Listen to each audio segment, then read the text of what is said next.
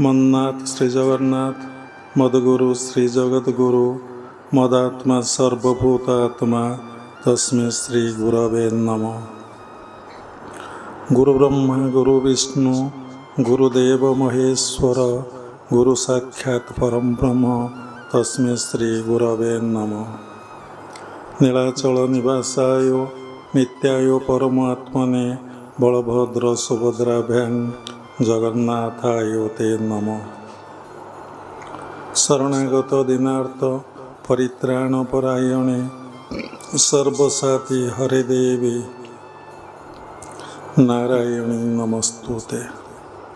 क्रियायोग परंपरार समस्त गुरुमानक मु प्रणाम करुछि।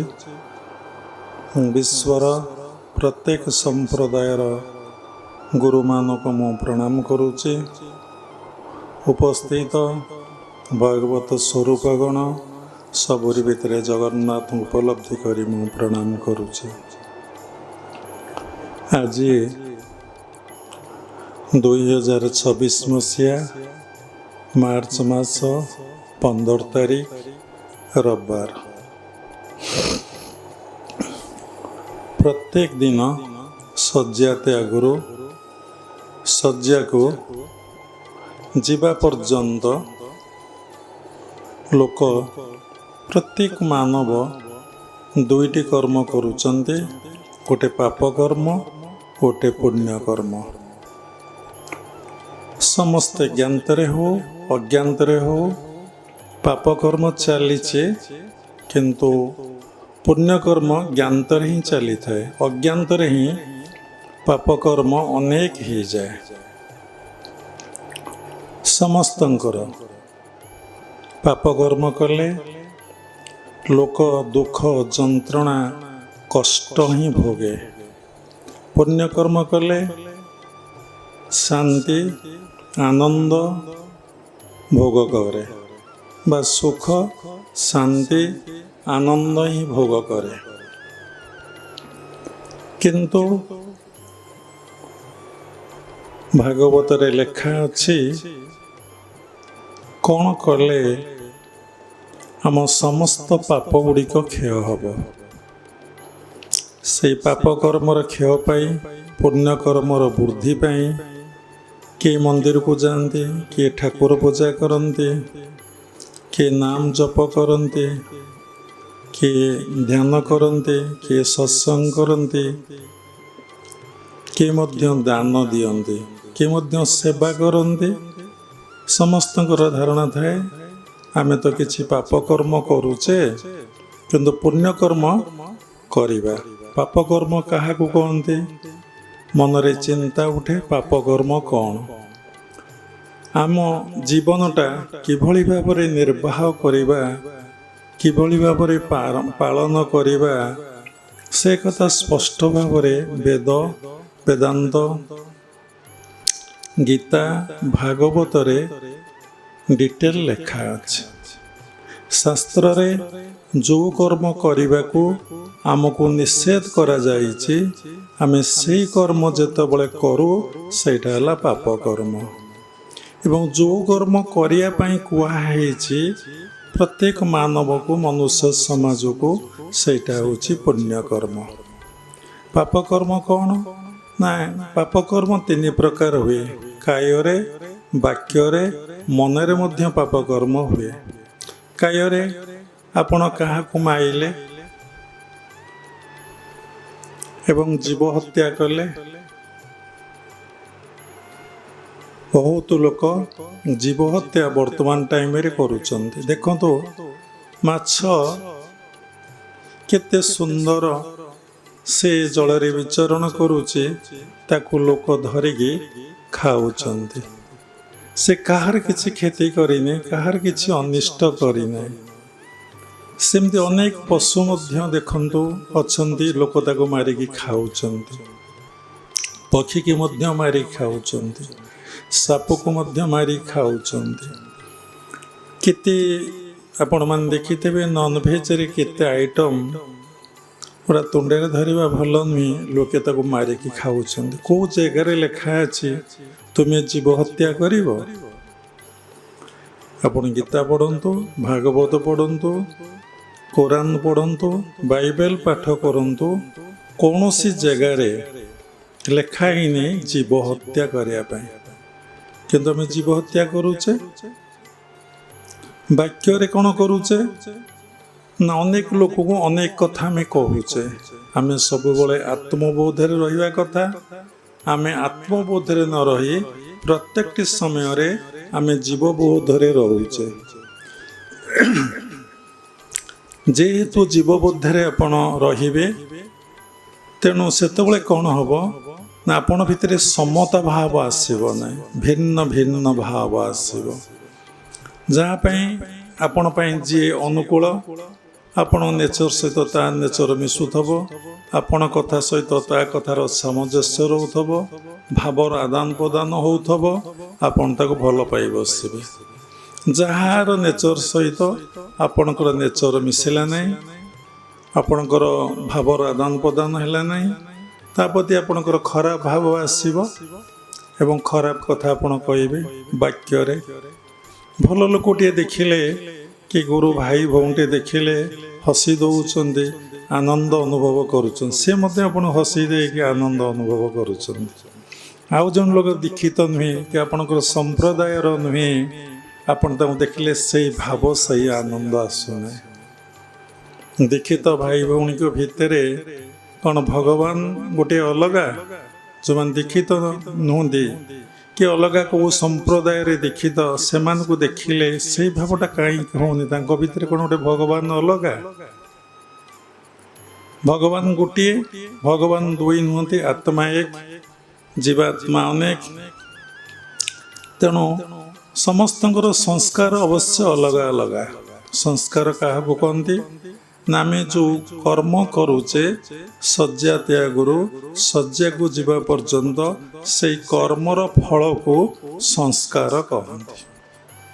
ସେଗୁଡ଼ିକ ଆମ ବ୍ରେନ୍ ଭିତରେ, ମିଡ୍ ବ୍ରେନ୍ରେ ସବୁ ଷ୍ଟୋର ହେଇକି ରହୁଛି। କାହାର ଷ୍ଟୋର ହେଇକି ରହେ ନାହିଁ ମନରେ ପ୍ରଶ୍ନ ଉଠେ ନା ଯାହା ଭିତରେ କର୍ତ୍ତା ଭାବଟି ନାହିଁ। ସବୁ ଈଶ୍ୱର କରୁଛନ୍ତି, କରାଉଛନ୍ତି।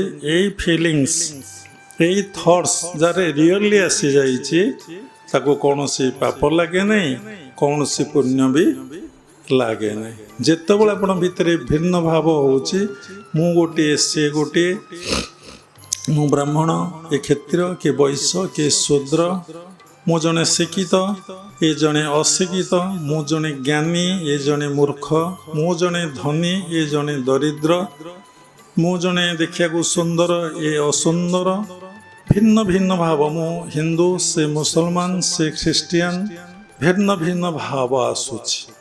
ଯଦି ଆପଣ ସାଧନା କରି କରି ଚାଲିବେ, କି ସାଧନା ମାନେ ସମସ୍ତେ ସେଇ ଆତ୍ମା, ଆମେ କିଭଳି ଭାବରେ ପ୍ରକୃତି କବଳରୁ ମୁକ୍ତି ଲାଭ କରିବା, ଆମେ କିଭଳି ଭାବରେ এই ପ୍ରକୃତି କବଳରୁ ଆମେ ମୁକ୍ତି ଲାଭ କରିବା। 10ଟା ଇନ୍ଦ୍ରିୟ, ମନ ମିଶିକି 11ଟା ଇନ୍ଦ୍ରିୟ, 5ଟା 25ଟା ପ୍ରକୃତି, 10 11ଟା ଇନ୍ଦ୍ରିୟ, 5 ମନ, 25 ପ୍ରକୃତି, ଏମିତି ମିଶିକି ଯେଉଁ ପ୍ରକୃତି ଗୁଣ ଆମ ଦେହରେ ଅଛନ୍ତି, ଜୀବର ଅଳପ ଶକତି ସତେ ଯୁବତୀ ଏକୋଇ ପତି। ଗୋଟିଏ ପତିର 19 କ'ଣ ପ୍ରକୃତି ଗଣ ରହିଛନ୍ତି ଘେରିକି। ସେଇ ପ୍ରକୃତି କବଳରୁ ଆମେ କିଭଳି ଭାବରେ ମୁକ୍ତି ଲାଭ କରିବା, କଲେ ଆମର ପାପ କର୍ମ ଆଉ ହେବ ନାହିଁ। ଯେପର୍ଯ୍ୟନ୍ତ ତୁମେ ପ୍ରକୃତି କବଳରୁ ମୁକ୍ତି ଲାଭ ନ କରିଛ, ଦେହ ବୋଧରେ ଅଛ, ଯାହାକୁ ଖରାପ ଭାବିଲ, ମାନେ ବାକ୍ୟରେ ଖରାପ କଥା କହିଦେଲ, ମନେ ମନେ ତାକୁ ଗାଳିଦେଲ ଏବଂ ଓପନଲି ମାନେ ପୁରା ଓପନ୍ ଆପଣ ଗାଳି ଦେଲେ, କଟୁ ଭାଷା କହିଲେ, ଦୁଃଖ ଦେଲେ, ତେଣୁ ଆପଣଙ୍କର କ'ଣ ହେବ ନା ପାପ ହେଇଗଲା। କାୟରେ ବାକ୍ୟରେ କହିଲେ, ମନେ ମନେ ମଧ୍ୟ ଆପଣ ଯଦି କାହାକୁ ଖରାପ ଭାବିଲେ, ଖରାପ କଥା ଚିନ୍ତା କଲେ, ତାର ସଚେତନ ଆମେ ସବୁବେଳେ ରହିବା କଥା। ମୁଁ ଯାହା ଭାବୁଛି ପ୍ରତ୍ୟେକଟି ମାନେ ଭାବନାର ପ୍ରଭାବ ମୋର ମିଡ୍ ବ୍ରେନ୍ ଉପରେ, ମୋ ବଡି ଉପରେ, ମୋ ମାଇଣ୍ଡ ଉପରେ, ମୋ ବ୍ରେନ୍ ଉପରେ ପଡ଼ୁଛି। ମୋ ବଡି ଉପରେ ପଡ଼ୁଛି, ମୋ ମାଇଣ୍ଡ ଉପରେ ପଡ଼ୁଛି, ମୋର ବ୍ରେନ୍ ଉପରେ ମଧ୍ୟ ପଡ଼ୁଛି। ତେଣୁ ଆପଣ ଯାହା ଭାବିବେ, as you think so you become. ଆପଣ ଯାହା ଭାବିବେ ତାହା ହେଇଯାଉଛନ୍ତି। ଆପଣ ଯଦି ଏଇ ବିଷୟରେ ସଚେତନ ନ ରହି ଆପଣ ଯଦି ଖାଲି ସାଧନା କରି କରି କରି କରି ଚାଲିବେ, ଯେମିତି ଗଧ ଘୁଷୁରୀ ଭଳିଆ ଶ୍ୱାସ ନେବି ଛାଡ଼ିବି କିନ୍ତୁ ଅନୁଭବ ନାହିଁ, ଅନୁଭବ ନାହିଁ। କିନ୍ତୁ ମୁଁ ଶ୍ୱାସ ନେଉଛି ଛାଡ଼ୁଛି, ଆଖି ବୁଜିକି ଧ୍ୟାନ କରୁଛି, ଅନୁଭବ ନାହିଁ। ଖାଉଛି, ମୋର ଅନୁଭବ ନାହିଁ। ସବୁ ସମୟରେ, ପ୍ରତ୍ୟେକଟି ସମୟରେ ତୁମର ଅନୁଭବ ଦରକାର। ସମସ୍ତେ, ଯେଉଁମାନେ ସମସ୍ତେ ନୁହେଁ, ଯେଉଁମାନେ ଭଗବତ ପ୍ରେମୀ, ଯେଉଁମାନେ ଭଗବତ ପ୍ରିପାସୁ, ଯେଉଁମାନେ ହରିଭକ୍ତ, ସେମାନେ ଭଗବାନଙ୍କୁ ଟିକେ ଖୋଜନ୍ତି। ଭଗବାନ କୋଉଠି ଅଛନ୍ତି? ଗଡ୍ ଇଜ୍ ହ୍ୱେୟାର। ସମସ୍ତେ ଜାଣିଛନ୍ତି ଗଡ୍ ଇଜ୍ ଏଭ୍ରି ହ୍ୱେୟାର, ସବୁ ଜାଗାରେ ଭଗବାନ ଅଛନ୍ତି। କିନ୍ତୁ ଏ ଅନୁଭବଟା ଆମର ଅଛି କି? ଶାସ୍ତ୍ର ଲେଖା ଅଛି, ଯାହା ମୁଁ କରଇ, ଯାହା ମୁଁ ଭାବଇ, ଯାହା ମୁଁ ଚିନ୍ତଇ ମନେ, ଜଗତର କର୍ତ୍ତା ପରମ ଈଶ୍ୱର ଜାଣୁଛନ୍ତି ପ୍ରତି କ୍ଷଣେ। ଆମେ ଏଇଟା ବୋଲିଦେଲେ, ଆପଣ ଏଇଟା ଶୁଣିଦେଲେ। ଆପଣ କେବେ ଭାବିଛନ୍ତି ଯଦି ଭଗବାନ ସର୍ବତ୍ର ବିଦ୍ୟମାନ, ଗଡ୍ ଇଜ୍ ଏଭ୍ରିୱେୟାର, ସର୍ବତ୍ର ସବୁ ଜାଗାରେ ସେ ଅଛନ୍ତି ପରିପୂର୍ଣ୍ଣ ହେଇ, ଯଦି ଏଇ କନସିୟସନେସ୍ ଆପଣଙ୍କର ଆସିଲାଣି, ତାହେଲେ ଆପଣ ଭଗବାନଙ୍କୁ ଆଉ ଖୋଜିବେ? ଆଉ କାହିଁ ଭଗବାନଙ୍କୁ ଖୋଜିବେ? ବହୁ ରୂପେ ସମ୍ମୁଖେ ତୁମାର, কোথায় ଖୋଜୁଛ ଈଶ୍ୱର? ଆମର ସେଇ ଅନୁଭବ ନାହିଁ। ବହୁତ ସାଧୁ ସନ୍ତଙ୍କ ସଂସ୍ପର୍ଶରେ ଆମେ ଆସିଛୁ, ବହୁତ ସାଧକ ସାଧିକା ସଂସ୍ପର୍ଶରେ ଆସିଛୁ। ସେମାନେ କହନ୍ତି ଏ ଯେଉଁ ଗହଳି ଚଳି ହେଉଛି, ଏ ଯେଉଁ ଲୋକମାନେ ଉପସ୍ଥିତ ହେଉଛନ୍ତି, ଆମେ ୟାକୁ ଦେଖିଲେ ଆମକୁ ଭଲ ଲାଗୁନାହିଁ। ଦେଖିବେ ସେ ସାଧକ ବା ସାଧିକା କି ସେ ସାଧୁ କି ମାନେ ଯିଏ ସାଧନା କରୁଛି, ସନ୍ଥ କହିଲେ ଯିଏ ସିଦ୍ଧି ଲାଭ କରିଛି, କି ଯେଉଁ ବାବାଜୀ କି ମା ମାନେ ଅଛନ୍ତି, ଜାଣିବେ ସେମାନଙ୍କ ଧର୍ମ ଜଗତରେ ସାଧାରଣ ଜ୍ଞାନ ଟିକେ ହେଇନାହିଁ। ଯଦି ସମସ୍ତଙ୍କ ଭିତରେ ତୁମେ ନାରାୟଣକୁ ଅନୁଭବ କରୁଛ ବା ଦେଖୁଛ, ଜଡ଼ଠାରୁ ଚେତନ ପର୍ଯ୍ୟନ୍ତ ସମସ୍ତେ ଭଗବାନ, ଯଥା ନାମ ତଥା ବିଷ୍ଣୁ, ଯାହାକୁ ଦେଖିଲ ସେ ଈଶ୍ୱର। ଯଦି ତୁମେ ସବୁରି ଭିତରେ ଈଶ୍ୱରଙ୍କୁ ଦେଖୁଛ, ତାହେଲେ ତମ ଭିତରେ ଏଭଳି ବିକାର କେମିତି ଆସିଲା? ଯଦି ବିକାର ଆସୁଛି, ତାହେଲେ ତୁମେ ତମ ଭିତରେ ଈଶ୍ୱରଙ୍କୁ ଚିନ୍ତା କରିନ, ଜାଣିନ। ତେ ମିଛୁଟାରେ ବସିକି କି ସବୁ ଜାଗାରେ ଈଶ୍ୱର ବିଦ୍ୟମାନ ବୋଲି ତୁମେ ଜାଣିନ। ତୁମେ ଫୁଲ ଫଳ ଧୂପ ଦୀପ ନଡ଼ିଆ କଦଳୀ ନେଇ ମନ୍ଦିରକୁ ଯାଉଛ, ଯିବାଟା ଠିକ ଭୁଲ ନାହିଁ। ତମର ଅନୁଭବ କଥା, ସବୁ ଜାଗାରେ ଈଶ୍ୱର ବିଦ୍ୟମାନ ଅଛନ୍ତି। ସନ୍ଥ ଜ୍ଞାନଦେବ ନା କିଏ, ସେ ଥରେ ମନ୍ଦିରକୁ ଯାଉଥିଲେ, ଶିବ ମନ୍ଦିର, ଏକନାଥ କି ଜ୍ଞାନଦେବ ଯାଉଥିଲେ। ଗଲା ବାଟରେ କ'ଣ ହେଇଛି, କଥା ମୂଳ ପ୍ରସଙ୍ଗ ରହିଛି, ପାପ ପୂର୍ଣ୍ଣ କଥା କୁଆଡ଼େ ଗଲା। ସେ ଦେଖିଲେ ଜଣେ ଲୋକ, ତୁଷାର୍ଥ ଲୋକ, ସେ କ'ଣ କରୁଛନ୍ତି ନା ମାଗୁଛନ୍ତି, ମୋତେ ଟିକେ କ୍ଷୀର ପିଇବାକୁ ଦିଅ। ସେ ଯେମିତି ମାଗିଛନ୍ତି କ୍ଷୀର ପିଇବାକୁ ଦିଅ, ଏ ଭାବିଲେ ସବୁରି ଭିତରୁ ତ ଗୋଟିଏ ଆତ୍ମା, ଏକ ଦେବ ସର୍ବଭୂତେଷୁ ଗୁଣ। ବାବା ବହୁତ ଥର କହିଛନ୍ତି, ସକଳ ଦେହେ ନାରାୟଣ ବସନ୍ତି ଅନାଦି କାରଣ, ସକଳ ଭୂତେ ବାସ ମୋର, ମୋ ଆତ୍ମା ଜଗତ ଈଶ୍ୱର। ସବୁଠି ଲେଖା ଅଛି, କିନ୍ତୁ ଆମର ସେ ଅନୁଭବ ହଉନି। ଆମେ ସବୁବେଳେ ପ୍ରକୃତି ବୋଧରେ, ପ୍ରକୃତି କବଳରେ କବଳିତ ହେଇକି ଆମେ ରହିଛେ। ସବୁବେଳେ ନିଜକୁ ଆମେ ଭୁଲି ଯାଇଛେ, ନିଜକୁ ଆମେ ଅନୁଭବ କରିପାରୁନେ, ନିଜକୁ ଆମେ ସମୀକ୍ଷା କରିପାରୁନେ ମୁଁ ସେଇ ଆତ୍ମା ବୋଲି। ସେଥିଲାଗି ସାଧନା, ସେଥିଲାଗି ଦୀକ୍ଷା, ସେଥିଲାଗି ସତ୍ସଙ୍ଗ, ସେଥିଲାଗି ସ୍ୱାଧ୍ୟାୟ, ସେଥିଲାଗି ଦାନ, ସେଥିଲାଗି ସବୁ କିଛି ପୁଣ୍ୟକର୍ମ ଗୁଡ଼ିକ କରାଯାଉଛି।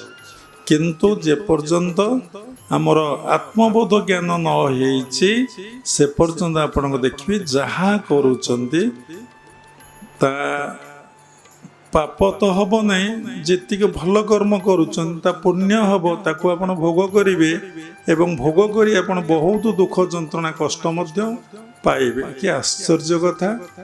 ସେ ଶିବ ମନ୍ଦିର ଯାଉଥିଲେ, ସେ ମାଗିଲେ ପିଇବା ପାଇଁ, ଏ ସମସ୍ତ କ୍ଷୀର ତାଙ୍କୁ ଦେଇଦେଲେ। ସେଇଠି ଭଗବାନ ଶିବ ଗୋଟେ ବୃଦ୍ଧ ରୂପରେ ମାଗୁଥିଲେ, ଆମେ କ'ଣ କ୍ଷୀର ଦେବା ନା ଆମେ ମନ୍ଦିରକୁ ଯାଉଛେ, ଆମେ କେମିତି କ୍ଷୀରଟାକୁ ଏଇଠି ଅଫର କରିବା, ଦେଇଦେବା।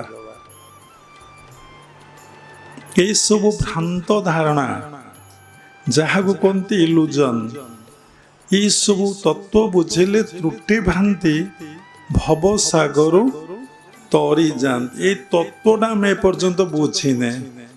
ଏଇ ତତ୍ଵ ବୁଝିଲେ ଆମର କ'ଣ ହବ ନା ଭ୍ରାନ୍ତି ପଳେଇବ। କୌଣସି ଭ୍ରାନ୍ତି ଆମର ଭ୍ରାନ୍ତି ରହୁଛି ନା ସତରେ କ'ଣ ଇଏ ଭଗବାନ? ଜଣେ ସ୍ୱାମୀ ସ୍ତ୍ରୀ ଆମଠୁ ଦୀକ୍ଷା ଗ୍ରହଣ କରିଥିଲେ। ସେ ସବୁଠୁ କ'ଣ କଲେ, ସେ ସବୁ କ୍ରିୟା ଯୋଗ ପରମ୍ପରାର ଗୁରୁମାନଙ୍କର ବିଗ୍ରହ ରଖିଛନ୍ତି। ବାବାଜୀ ମହାରାଜ, ଲାହିଡ଼ି ବାବା, ଯୁକ୍ତେଶ୍ୱର ଗିରି, ଯୋଗାନନ୍ଦ, ଗୁରୁଦେବ, ତାପରେ ଆମ ବିଗ୍ରହଟାକୁ ରଖିଛନ୍ତି। ତାଙ୍କ ସ୍ୱାମୀ ତାଙ୍କୁ ପଚାରୁଛନ୍ତି, ଏଇ ଯେଉଁ ବାବାଙ୍କୁ ପୂଜା କରୁ ସେ କାହାକୁ ଦେଖିନାହାନ୍ତି, ଆମକୁ ଦେଖିଛନ୍ତି, ଆମ ସଂସ୍ପର୍ଶରେ ସେ ଆସିଛନ୍ତି, ଇଏ କ'ଣ ଭଗବାନ? କାହିଁ ତାଙ୍କ ଫଟୋ ପୂଜା କରୁଛ, ସେ କ'ଣ ଭଗବାନ? ତାଙ୍କ ସହଧର୍ମିଣୀ ତାଙ୍କୁ କିଛି କହିପାରିଲେ ନାହିଁ। ସେ କହିଥାନ୍ତେ ସମସ୍ତେ ତ ଭଗବାନ, ବାବା କ'ଣ ଭଗବାନ? Everything is God, everyone is God. ଆପଣଙ୍କ ରିଏଲାଇଜେସନ୍ ଅଛି କି? ଯଦି ମୋର ରିଏଲାଇଜେସନ୍ ହେଉଛି ମୁଁ ଭଗବାନ, ବାବା ଭଗବାନ, ଆପଣ ଭଗବାନ, ଗୋଡ଼ି ମାଟି ପାଣି ପଥର ସବୁ ତ ଭଗବାନ, ସମସ୍ତେ ତ ଭଗବାନଙ୍କର ସୃଷ୍ଟି ହେଇଛନ୍ତି, ସମସ୍ତେ ଭଗବାନଙ୍କର ଅଂଶବିଶେଷ, ଆଉ ସମସ୍ତେ ଚାହୁଁଛନ୍ତି ଭଗବାନଙ୍କ ସହିତ ମିଳନ ଏବଂ ଏକକାର ହେଇଯିବା ପାଇଁ, ବା ମୂଳ ଉତ୍ସକୁ ଫେରିଯିବା ପାଇଁ। କିଏ ତାହେଲେ ଭଗବାନ ନୁହନ୍ତି? ତେଣୁ ଏ ଭ୍ରାନ୍ତି କ'ଣ ନା ଇଏ ଭଗବାନ ନା, କୃଷ୍ଣ ହିଁ ଭଗବାନ, ରାମ ହିଁ ଭଗବାନ, ଜଗନ୍ନାଥ ହିଁ ଭଗବାନ, ଆଉ କେହି ଭଗବାନ ନୁହନ୍ତି। ଯେଉଁମାନେ ପ୍ରକୃତ ଅନିସନ୍ଦିଷୁ, ଯେଉଁମାନେ ସାଧନା କରୁଛନ୍ତି, ଯେଉଁମାନେ ପ୍ରକୃତରେ ପରମାତ୍ମା ପରବ୍ରହ୍ମକୁ ଜାଣିବା ପାଇଁ ଜିଜ୍ଞାସା ତାଙ୍କ ଭିତରେ ଆସିଛି, ସେଇମାନେ କଠୋର ସାଧନାରେ ବସନ୍ତି। କେମିତି ଆମେ ସେଇ ପ୍ରକୃତି କବଳରୁ ମୁକ୍ତି ଲାଭ କରିବୁ?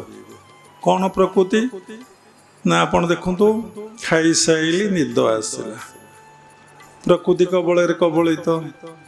ଭୋକ ହେଲା, କିଏ ପ୍ରଶଂସା କଲା, ଆନନ୍ଦ ହେଇଗଲେ, କିଏ ନିନ୍ଦା କଲା, ଆପଣ ଦୁଃଖ ଯନ୍ତ୍ରଣା କଷ୍ଟ ପ୍ରକାଶ କଲେ। ଆଜି ମିଳିଛି କିଛି, ବହୁତ ଖୁସି, ଆଜି ମିଳିନାହିଁ, ବହୁତ ଦୁଃଖ ଯନ୍ତ୍ରଣା କଷ୍ଟ।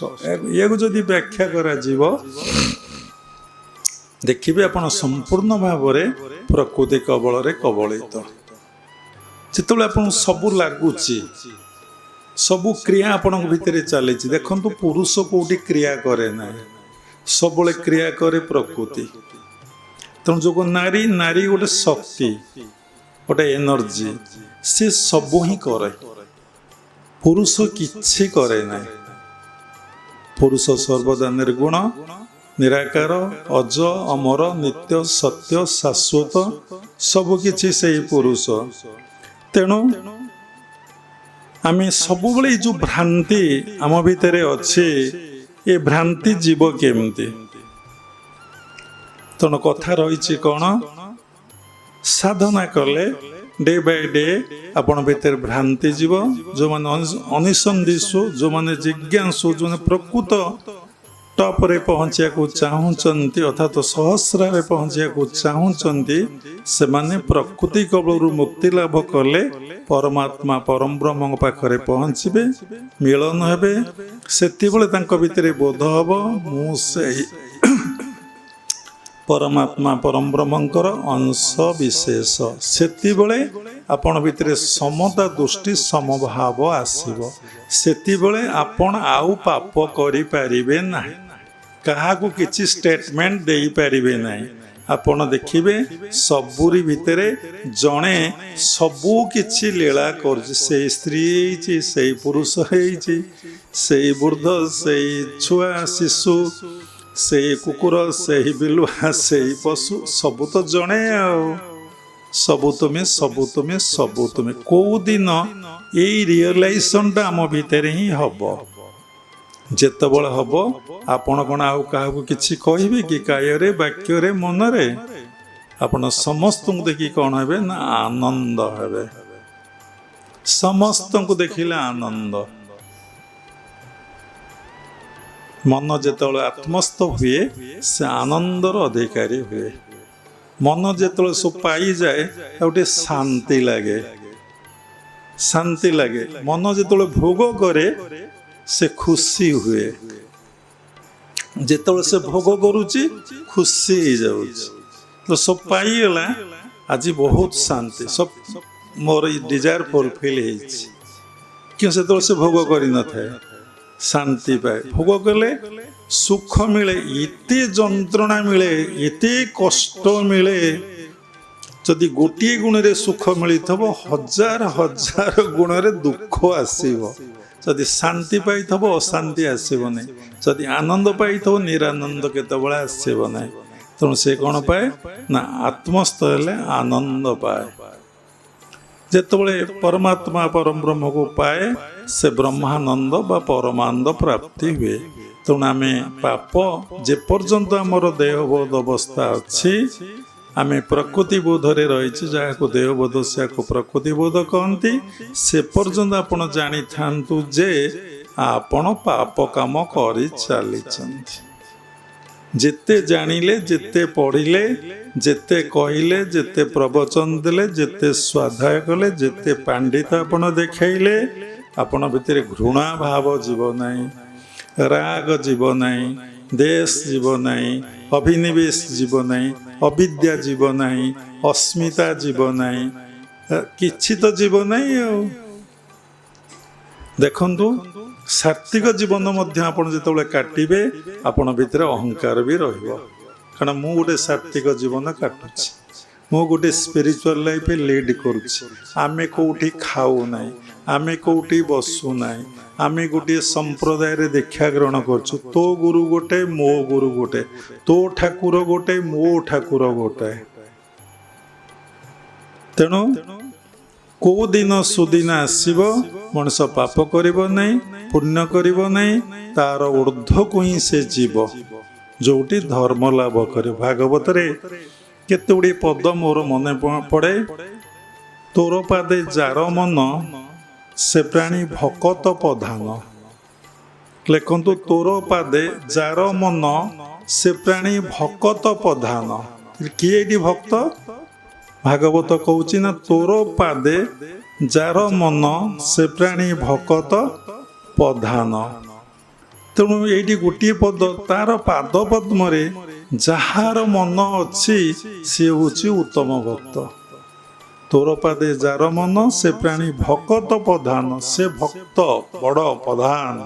ପୁଣି କ'ଣ କହୁଛି ନା ହରି ଚରଣେ ଆଶ୍ରୟ କର, ହରି ଚରଣେ ଆଶ୍ରୟ କର, ସକଳ ପାପ ହେବ ଦୂର।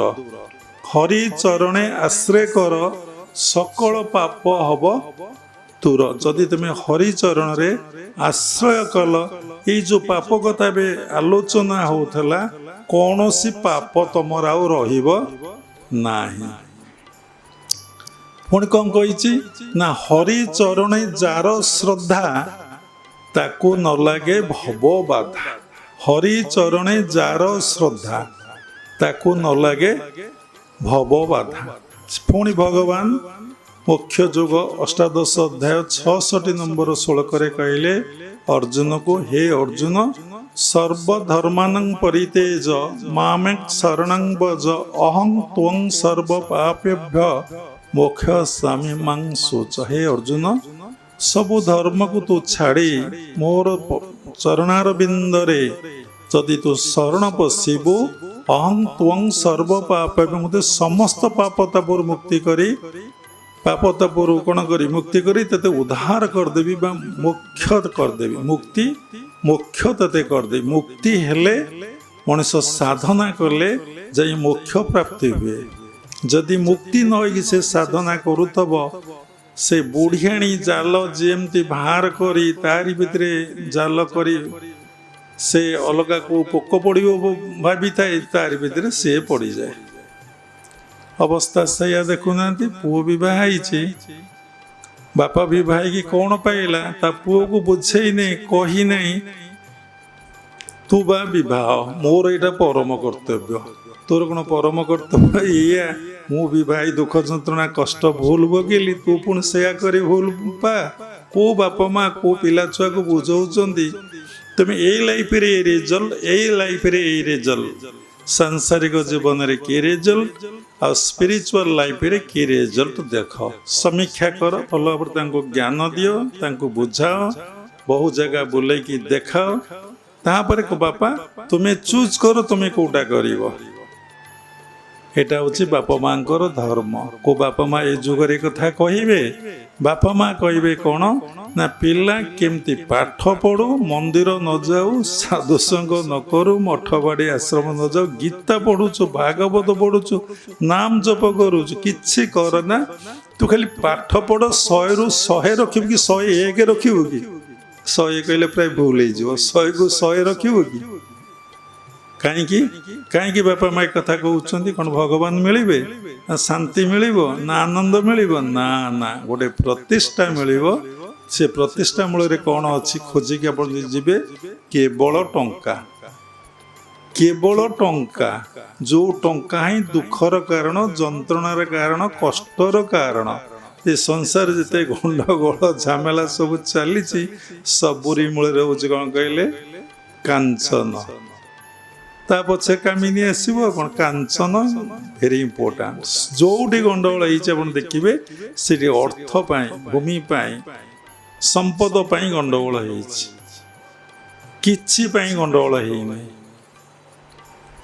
सब जहाँ पाठ पढ़ुची चाकरी करुच्ची बेपार करुच्ची प्रवचन दि जाऊँगी यज्ञ कर्म करुच्ची ठाकुर पूजा करुच्ची देखिए समीक्षा करे पछपटे कौन रहस्य अच्छी आ पछपटे अच्छी केवल अर्थोपार्जन करवा प्रतिष्ठा लाभ करवा। आत्मोपलब्धि केबे हब नहीं बिना साधना रे कि ब्रह्मोपलब्धि हब नहीं कि समस्ते से आत्मा ब्रह्म समस्ते से ब्रह्म सबुरी भीतर जोटी आखि पड़ुची से कौन कहला ना ताहाले आमर कौन होची ना पाप होची। हरि चरणे आश्रय कर सकल पाप हेब दूर। अरे हरि को चरण हरि कोडी अछंती ता खोजिया को जीवा पड़िबो कोडी हरि अछंती ए विषय अनेक कथा मन भीतर को आसूची।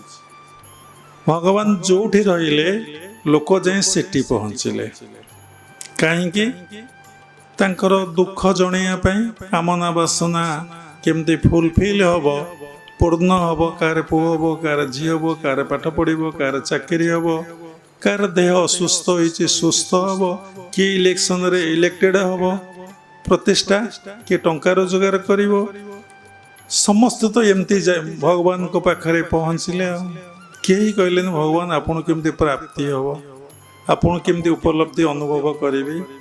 भगवान जाई समुद्र मझिरे रहिले ये लोक मैंने इते चतुर अनेक प्रकार बुद्धि करके केमती केमती जाई तांको पाखरे पहुँचीगले भगवान कोठी रहिबे चिंतारे पड़ीगले।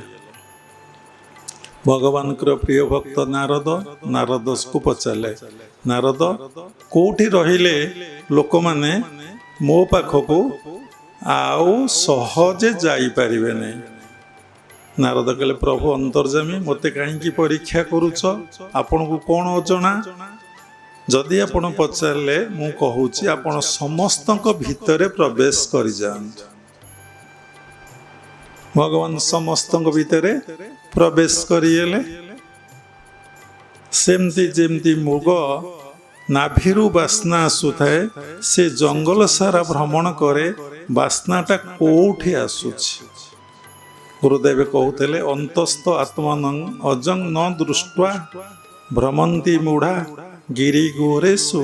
ଏ ଅନ୍ତରରେ ଆତ୍ମା ଅଛି, ଏ ମୂଢ଼ ମନ ଜାଣିପାରୁନାହିଁ ଏବଂ ସେ ବୁଲୁଛି ଗିରି ଗୁମ୍ଫା ପାହାଡ଼ ପର୍ବତ ଜଙ୍ଗଲ। ଆରେ ଭଗବାନକୁ ଖୋଜୁଛି, ଭଗବାନକୁ ଖୋଜୁଛି, ଭଗବାନ ଖୋଜୁଛି। ଦେଖନ୍ତୁ ଏମିତି ଅନେକ ସାଧୁ, ଅନେକ ସନ୍ଥ, ଅନେକ ମହାପୁରୁଷ ତ କହିଲେ ଭୁଲ ହେଇଯିବ, ସାଧୁ କହିଲେ ଭୁଲ ହେଇଯିବ, ମାନେ ଅନିସନ୍ଦିଶୁ ସାଧୁ କହିଲେ ଚଳିବ, ବାବାଜୀ କହିଲେ ଚଳିବ। ଦେଖିବେ ସେମାନେ ଈଶ୍ୱରକୁ ଖୋଜୁଛନ୍ତି। ଯଦି ଗୋଟେ ଗୁରୁଙ୍କ ପାଖରେ ନ ପାଉଛନ୍ତି ଆଉ ଗୋଟେ ଗୁରୁଙ୍କ ପାଖକୁ ଯାଉଛନ୍ତି, ସେ ଗୁରୁଙ୍କ ପାଖରେ ଭଗବାନ ନ ପାଇଲେ ଆଉ ଗୋଟେ ଗୁରୁଙ୍କ ପାଖକୁ ଯାଉଛନ୍ତି। ଏଇ ଯେଉଁ ଆଜିକାଲି ସବୁ ଗୁରୁମାନେ ବାବା ସମାଲୋଚନା କରୁଛନ୍ତି, ପ୍ରକୃତ ଜ୍ଞାନର ଅଧିକାରୀ ନ ହୋଇ, ପ୍ରକୃତ ତତ୍ଵର ଅଧିକାରୀ ନ ହୋଇ, ନିଜର ଭ୍ରାନ୍ତି ଯାଇନାହିଁ, ସେ ଅଲଗା ଲୋକର ଭ୍ରାନ୍ତି କ'ଣ ଦୂରେଇ ଦେଇପାରିବେ, ଦୂରୀଭୂତ କରିଦେଇପାରିବେ। ସେ ଲାଗି ଭାଗବତ ଲେଖିଲା ତତ୍ଵ ବୁଝିଲେ ତ୍ରୁଟି ଭ୍ରାନ୍ତି। ଭ୍ରାନ୍ତି ବିଷୟରେ ଆଲୋଚନା କର, ମୋ ଭିତରେ କ'ଣ ଭ୍ରାନ୍ତି ରହିଛି। ମୁଁ ସବୁ ଗୋଟିଏ ଗୋଟିଏ ଦେଖୁଛି, ଏ ମୋର ଭ୍ରାନ୍ତି। ଇଏ ଗୋଟେ ମାଇକ୍ରୋଫୋନ୍, ଇଏ ଗୋଟେ ଫୁଲ, ଇଏ ଗୋଟେ ପାଣି ବୋଟଲ, ଇଏ ଗୋଟେ ଗ୍ଲାସ୍, ଏସବୁ ଭ୍ରାନ୍ତି। ଏ ସମସ୍ତେ ଭଗବାନ ମୁଁ ଦେଖିଲି, ମୋ ଭିତରେ ଭ୍ରାନ୍ତିଟା ପଳେଇଯିବ। ହବ ଏ ଜନ୍ମରେ ସମସ୍ତେ, ଚଷମାଟି ବି ଭଗବାନ, କଲମଟା ବି ଭଗବାନ, ସବୁ ଅନୁଭବ ଦରକାର। ଉଦ୍ଧବ ଭଗବାନଙ୍କୁ ପଚାରୁଛି ପ୍ରଭୁ ମୁଁ ଆପଣଙ୍କୁ କେମିତି ଜାଣିବି? ଭଗବାନ କହୁଛନ୍ତି ଉଦ୍ଧବ ଜୀବର ଗତି ଅନୁଭବ ଉଦ୍ଧବେ କହିଲେ ମାଧବ। ତେଣୁ କାହିଁକି ଆମର ଅନୁଭବ ହଉନାହିଁ? ଆପଣ ଦେଖନ୍ତୁ, ଆମେ ସବୁବେଳେ ମୁଁ ଭାବରେ ରହିଛି। ସମସ୍ତଙ୍କ ଭିତରେ ମୁଁ, ଆମେ ଜୀବନରେ ଆମେ ଯେତିକି ଅନୁଭବ କଲୁ, ଏଣି ଖାଲି ମନ ହେଉଛି ମୌନ ରହିବା ପାଇଁ ଆଉ ଦ୍ରଷ୍ଟା ଭାବ। ସମସ୍ତଙ୍କୁ ଭଗବାନଙ୍କୁ ଦେଖିବୁ, ଆନନ୍ଦ ଅନୁଭବ କରିବୁ, ଶୂନ୍ୟ ଅବସ୍ଥା ଅନୁଭବ କରିବୁ, ବାସ ରହିବୁ। ତା ପରମ ପିତା ପରମ ବ୍ରହ୍ମଙ୍କର ଇଚ୍ଛା ଭାବିଦେଲା ମାନେ ପୁଣି କର୍ତ୍ତା ଭାବ ଆସିଗଲା।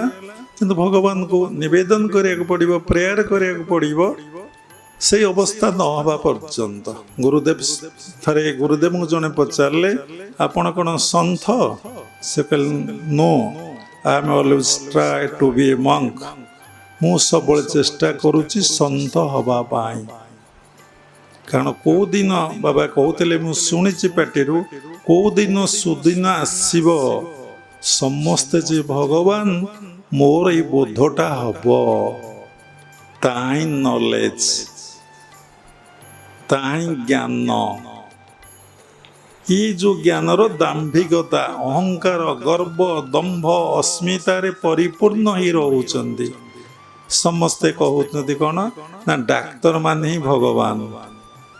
ଯଦି ଡାକ୍ତରମାନେ ଭଗବାନ, ତାହେଲେ ରୋଗୀ କ'ଣ ଭଗବାନ ନୁହେଁ? ଡାକ୍ତର ଭଗବାନ, ତାହେଲେ ରୋଗୀ କ'ଣ ଭଗବାନ ନୁହେଁ?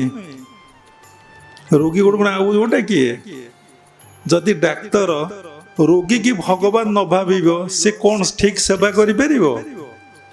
ଯଦି ରୋଗୀକି ଭଗବାନ ନ ଭାବିବ, ଯେ ପ୍ରକୃତ ଡକ୍ଟର, ସେ କ'ଣ ଠିକ ଡାକ୍ତର? ତେଣୁ everything is God, everyone is God. ଆପଣ ତାକୁ ଅନୁଭବ କରନ୍ତୁ। ଜଣେ ଡକ୍ଟରକୁ ଜଣେ କହିଲା ଆପଣ କ'ଣ ଡାକ୍ତର, ଆପଣ କ'ଣ ଭଗବାନ? ପ୍ରତ୍ୟେକ ଡାକ୍ତର ହିଁ ଭଗବାନ। ସେ କହିଲେ ହଁ, ପ୍ରତ୍ୟେକ ଡାକ୍ତର ହିଁ ଭଗବାନ, କିନ୍ତୁ ମୋ ମତରେ ପ୍ରତ୍ୟେକ ରୋଗୀ ହିଁ ମୋ ପାଇଁ ଭଗବାନ। ସମସ୍ତେ ମୋ ପାଇଁ ଭଗବାନ। ଦେଖନ୍ତୁ, ଜ୍ଞାନ ଦ୍ୱାରା କେତେ ବଡ଼ ଅହଙ୍କାରକୁ, କେତେ ବଡ଼ ଅଜ୍ଞାନକୁ, ଏହାକୁ କହନ୍ତି ଭ୍ରାନ୍ତି। এই ভ্রান্তিকে কেমন সে দূরেই দেলে। আরে তো সমস্তে ভগবান, আমি কোন ভগবান? সমস্তে ভগবান। সে শিষ্যা কইপারলেনি তাଙ୍କର ସ୍ୱାମୀକି, ଆରେ ସମସ୍ତେ ତ ଭଗବାନ। ସେଇଥିପାଇଁ ଦୀକ୍ଷା ସେଇ କ୍ରିୟା ଆରମ୍ଭ ହୁଏ। ସେକେଣ୍ଡ କ୍ରିୟା, ଥାର୍ଡ କ୍ରିୟା, ଫୋର୍ଥ କ୍ରିୟା, ଫିଫ୍ଥ କ୍ରିୟା, ସିକ୍ସଥ କ୍ରିୟା ଆରମ୍ଭ ହୁଏ। ପ୍ରାକ୍ଟିସ ଚାଲେ କେମିତି ଆମେ ପ୍ରକୃତି କବଳରୁ ମୁକ୍ତି ଲାଭ କରି ବାସୁଦେବ ସର୍ବମିତି ସ ମହାତ୍ମା ସୁଦୁର୍ଲଭ। ଭଗବାନ କହୁଛନ୍ତି ଯେ ସର୍ବଭୂତରେ ଆତ୍ମୋପଲବ୍ଧି କରେ ବାସୁଦେବ ସର୍ବମିତି ସ ମହାତ୍ମା, ସେ ହେଉଛି ମହାତ୍ମା ଏବଂ ସୁଦୁର୍ଲଭ, ସେମାନଙ୍କ ସଂଖ୍ୟା ଦୁର୍ଲଭ। ତେଣୁ କାହିଁକି ଆମ ଭିତରେ କ'ଣ ହେଉଛି ନା ଅନୁଭବଟା ହେଉନି, କାରଣ ଆମେ ସବୁବେଳେ ଗର୍ବ ଅହଙ୍କାରରେ ପ୍ରତ୍ୟେକ ପ୍ରାଣୀ ମୋ ଜୀବନରେ ମୁଁ ଅନୁଭବ କରି ଦେଖିଛି।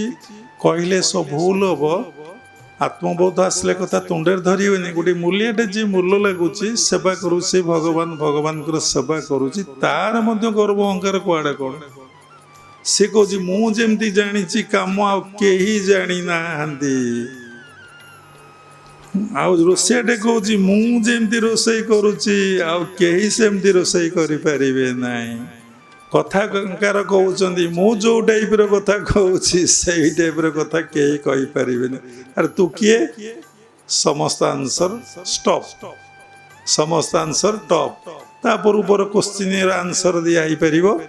ଯେମିତି ଡକ୍ଟର କହିଲେ କେଡ଼େ ସୁନ୍ଦର ଡକ୍ଟର, ଆମେ ବି ଭଗବାନ, ରୋଗୀ ବି ଭଗବାନ, ଭଗବାନ ଭଗବାନଙ୍କର ସେବା କରନ୍ତି। କେତେ ସୁନ୍ଦର ଉତ୍ତର। ଆତ୍ମଜ୍ଞାନ ନ ହୋଇଥିଲେ କି ସେ ବିଷୟରେ କିଛିଟା ନଲେଜ ନଥିଲେ ଏମିତି ଉତ୍ତର କେବେ ଦେଇ ହବ ନାହିଁ। ତେଣୁ ରାତି ପାହିଲେ ଶଯ୍ୟା ତ୍ୟାଗରୁ ଆପଣ ଚାଲୁଛନ୍ତି, କେତେ ଜନ୍ଦା ମାଡ଼ୁଛନ୍ତି, କେତେ ପିମ୍ପୁଡ଼ି ମାରୁଛନ୍ତି, କେତେ ସୂକ୍ଷ୍ମ କୀଟ ମାଡ଼ି ପକାଉଛନ୍ତି। ଆପଣ ଥରେ ଚିନ୍ତା କଲେ ସେ ଆପଣଙ୍କର କିଛି କ୍ଷତି କରିଛନ୍ତି, ସେ କିଛି ଆପଣଙ୍କର ଅନିଷ୍ଟ କରିଛନ୍ତି, ସେ ଆପଣଙ୍କର କିଛି ବିରୁଦ୍ଧରେ ଗପିଛନ୍ତି, କିଛି କୁତ୍ସାରଟନା କରିଛନ୍ତି, ଆପଣ କାହିଁ ତାଙ୍କୁ ମାରିଲେ? ଦେଖିବେ ସବୁ ସମୟରେ ପାପ। ଯେଭଳି ଦୃଷ୍ଟି ବାବା କହିଥିଲେ ସେଇଭଳି ସୃଷ୍ଟି। ଆପଣ ଯେତେବେଳେ ଦେଖୁଛନ୍ତି କେବେ ଡିପଲି ଭାବୁଛନ୍ତି ସମସ୍ତେ ସେଇ ଆତ୍ମା, ସମସ୍ତେ ସେ ଭଗବାନ ବୋଧ ହେଉଛି। ଏତେ ଏତେ ବର୍ଷ ଦୀକ୍ଷା ନେଲେ, ସାଧନା କଲେ, ହେଉଛି ସେ କ'ଣ କହିଲା ନା ହରି ଚରଣେ ଆଶ୍ରୟ କର ସକଳ ପାପ ହବ ଦୂର। କଥା ରହିଲା। ଭଗବାନ କ'ଣ କଲେ ନା ସମସ୍ତଙ୍କ ଭିତରେ ପଶିଗଲେ। କେତେ ସୁନ୍ଦର କଥା। ତାହେଲେ ଭଗବାନ ଯଦି ପଶିଗଲେ, ଯଦି ଭଗବାନ ପଶିଗଲେ ଆଉ ଶେଷ ହେଲା କ'ଣ?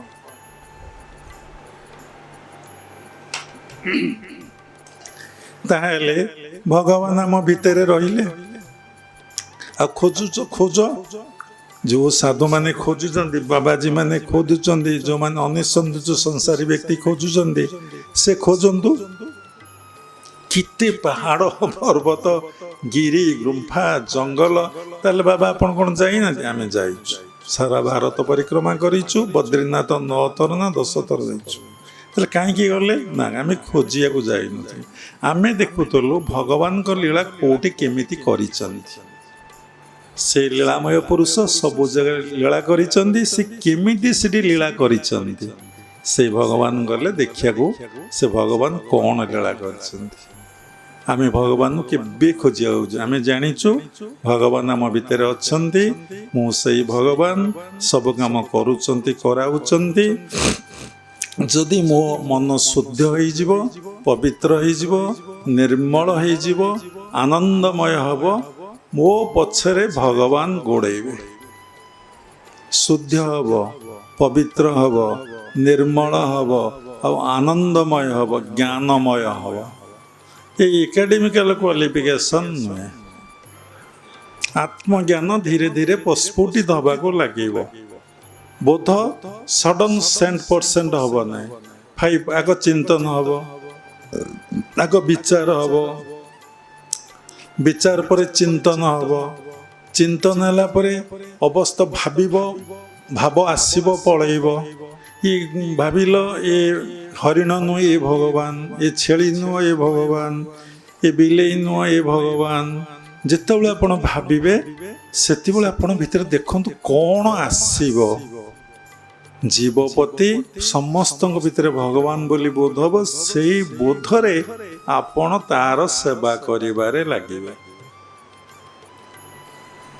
ଜୀବନରେ ହଉଛି ଏ କଥା ଶୁଣିଲେ କ'ଣ ହବ? ରାମକୃଷ୍ଣ ପରମହଂସ ଦକ୍ଷିଣେଶ୍ୱର କାଳୀ ମନ୍ଦିରର ପୂଜକ ଥିଲେ। ସେ ଯେତେବେଳେ ଭୋଗ ନେଇକି ଗଲେ, ବିଲାଉ ମ୍ୟାଉ ମ୍ୟାଉ ବିଲେଇ କହିଲା। ଠାକୁର କହିଲେ କାଳୀ ମା ଏଠି ମ୍ୟାଉ ମ୍ୟାଉ ହଉଛନ୍ତି, ତାକୁ ଭୋଗ ଖୋଇଦେଲେ, କ୍ଷୀର ପେଇଦେଲେ। ଯେମିତି ଆସି ଦେଖିଲେ ମଥୁରବାବୁ ରାଣୀ ରାସମଣୀ ଦେଖିଲେ, ଆରେ ଇ କି ଅବସ୍ଥା, ଆରେ ଇ କ'ଣ ବିଲେଇରେ ପୂଜା କଲେଣି? କାରଣ ସବୁରି ଭିତରେ ସେ ଫୁଲ ଦେଲେ ଆଉ ବେଲପତ୍ର ଦେଲେ, ଠାକୁର ନିଜ ମୁଣ୍ଡ ଉପରେ ସବୁ ଚଢ଼େଇ ଦେଲେ। ଆରେ ନିଜେ ତ ଭଗବାନ ନା, ନିଜେ ସେ ଆତ୍ମା ସବୁ ଚଢ଼େଇ ଦେଲେ। আমার ভিতরে তোমার প্রকাশ, তাই তৈ মধুর মোর ভিতরে ତୁମର ପ୍ରକାଶ। ତେମେ ଯୋଉନ ଶ୍ୱାସ ପ୍ରଶ୍ୱାସଟି ନ ନେବ, ନ ଟାଣିବ, ସେଇଦିନ ମୋର ମୃତ୍ୟୁ। ସାଥି ସାଥି ସଢ଼ିବାକୁ ଆରମ୍ଭ କରିବ, ପଚିବାକୁ ଆରମ୍ଭ କରିବ। ତମର କୁଟୁମ୍ବ ଆତ୍ମୀୟ ସ୍ୱଜନ କହିବେ ଆକୁ ପୋଡ଼ିଦେବା, ନହେଲେ ପୋତିଦେବା, ନହେଲେ ଫୋପାଡ଼ି ଦେବା। ତିନିଟା କଥା। ପୋଡ଼ିଦେବେ, ନହେଲେ ପୋତି ପକାଇବେ। ସାଧାରଣତଃ ହିନ୍ଦୁମାନେ ପୋଡ଼ି ଦିଅନ୍ତି, ଅଲଗା ସମ୍ପ୍ରଦାୟ ଖ୍ରୀଷ୍ଟିଆନ ମୁସଲିମ ଭାଇମାନେ କ'ଣ କରନ୍ତି? ପୋତି ପକାନ୍ତି। ଆଉ କେତେକ ଫୋପାଡ଼ି ଦିଅନ୍ତି। କେଉଁଠି ଫୋପାଡ଼ି ଦିଅନ୍ତି? ଆଗେ ଶ୍ମଶାନରେ ଫୋପାଡ଼ି ଦେଉଥିଲେ, କିନ୍ତୁ ପ୍ରକୃତ ସମୁଦ୍ରରେ ତ ନୁହେଁ, ପବିତ୍ର ଗଙ୍ଗା ଜଳରେ ପାଖରେ ଯେଉଁ ନଦୀ ଥାଏ ସେଥିରେ ଫିଙ୍ଗି ଦିଅନ୍ତି। ତେଣୁ ପ୍ରତ୍ୟେକ ବିଷୟରେ ଜାଣିବାର ଅଛି। ତେଣୁ ଆମେ ଭଗବାନ ଆମ ଭିତରେ ରହିଲେ, ଯଦି ଆମ ଭିତରେ ଈଶ୍ୱର ଅଛନ୍ତି, କେମିତି ଅଛନ୍ତି?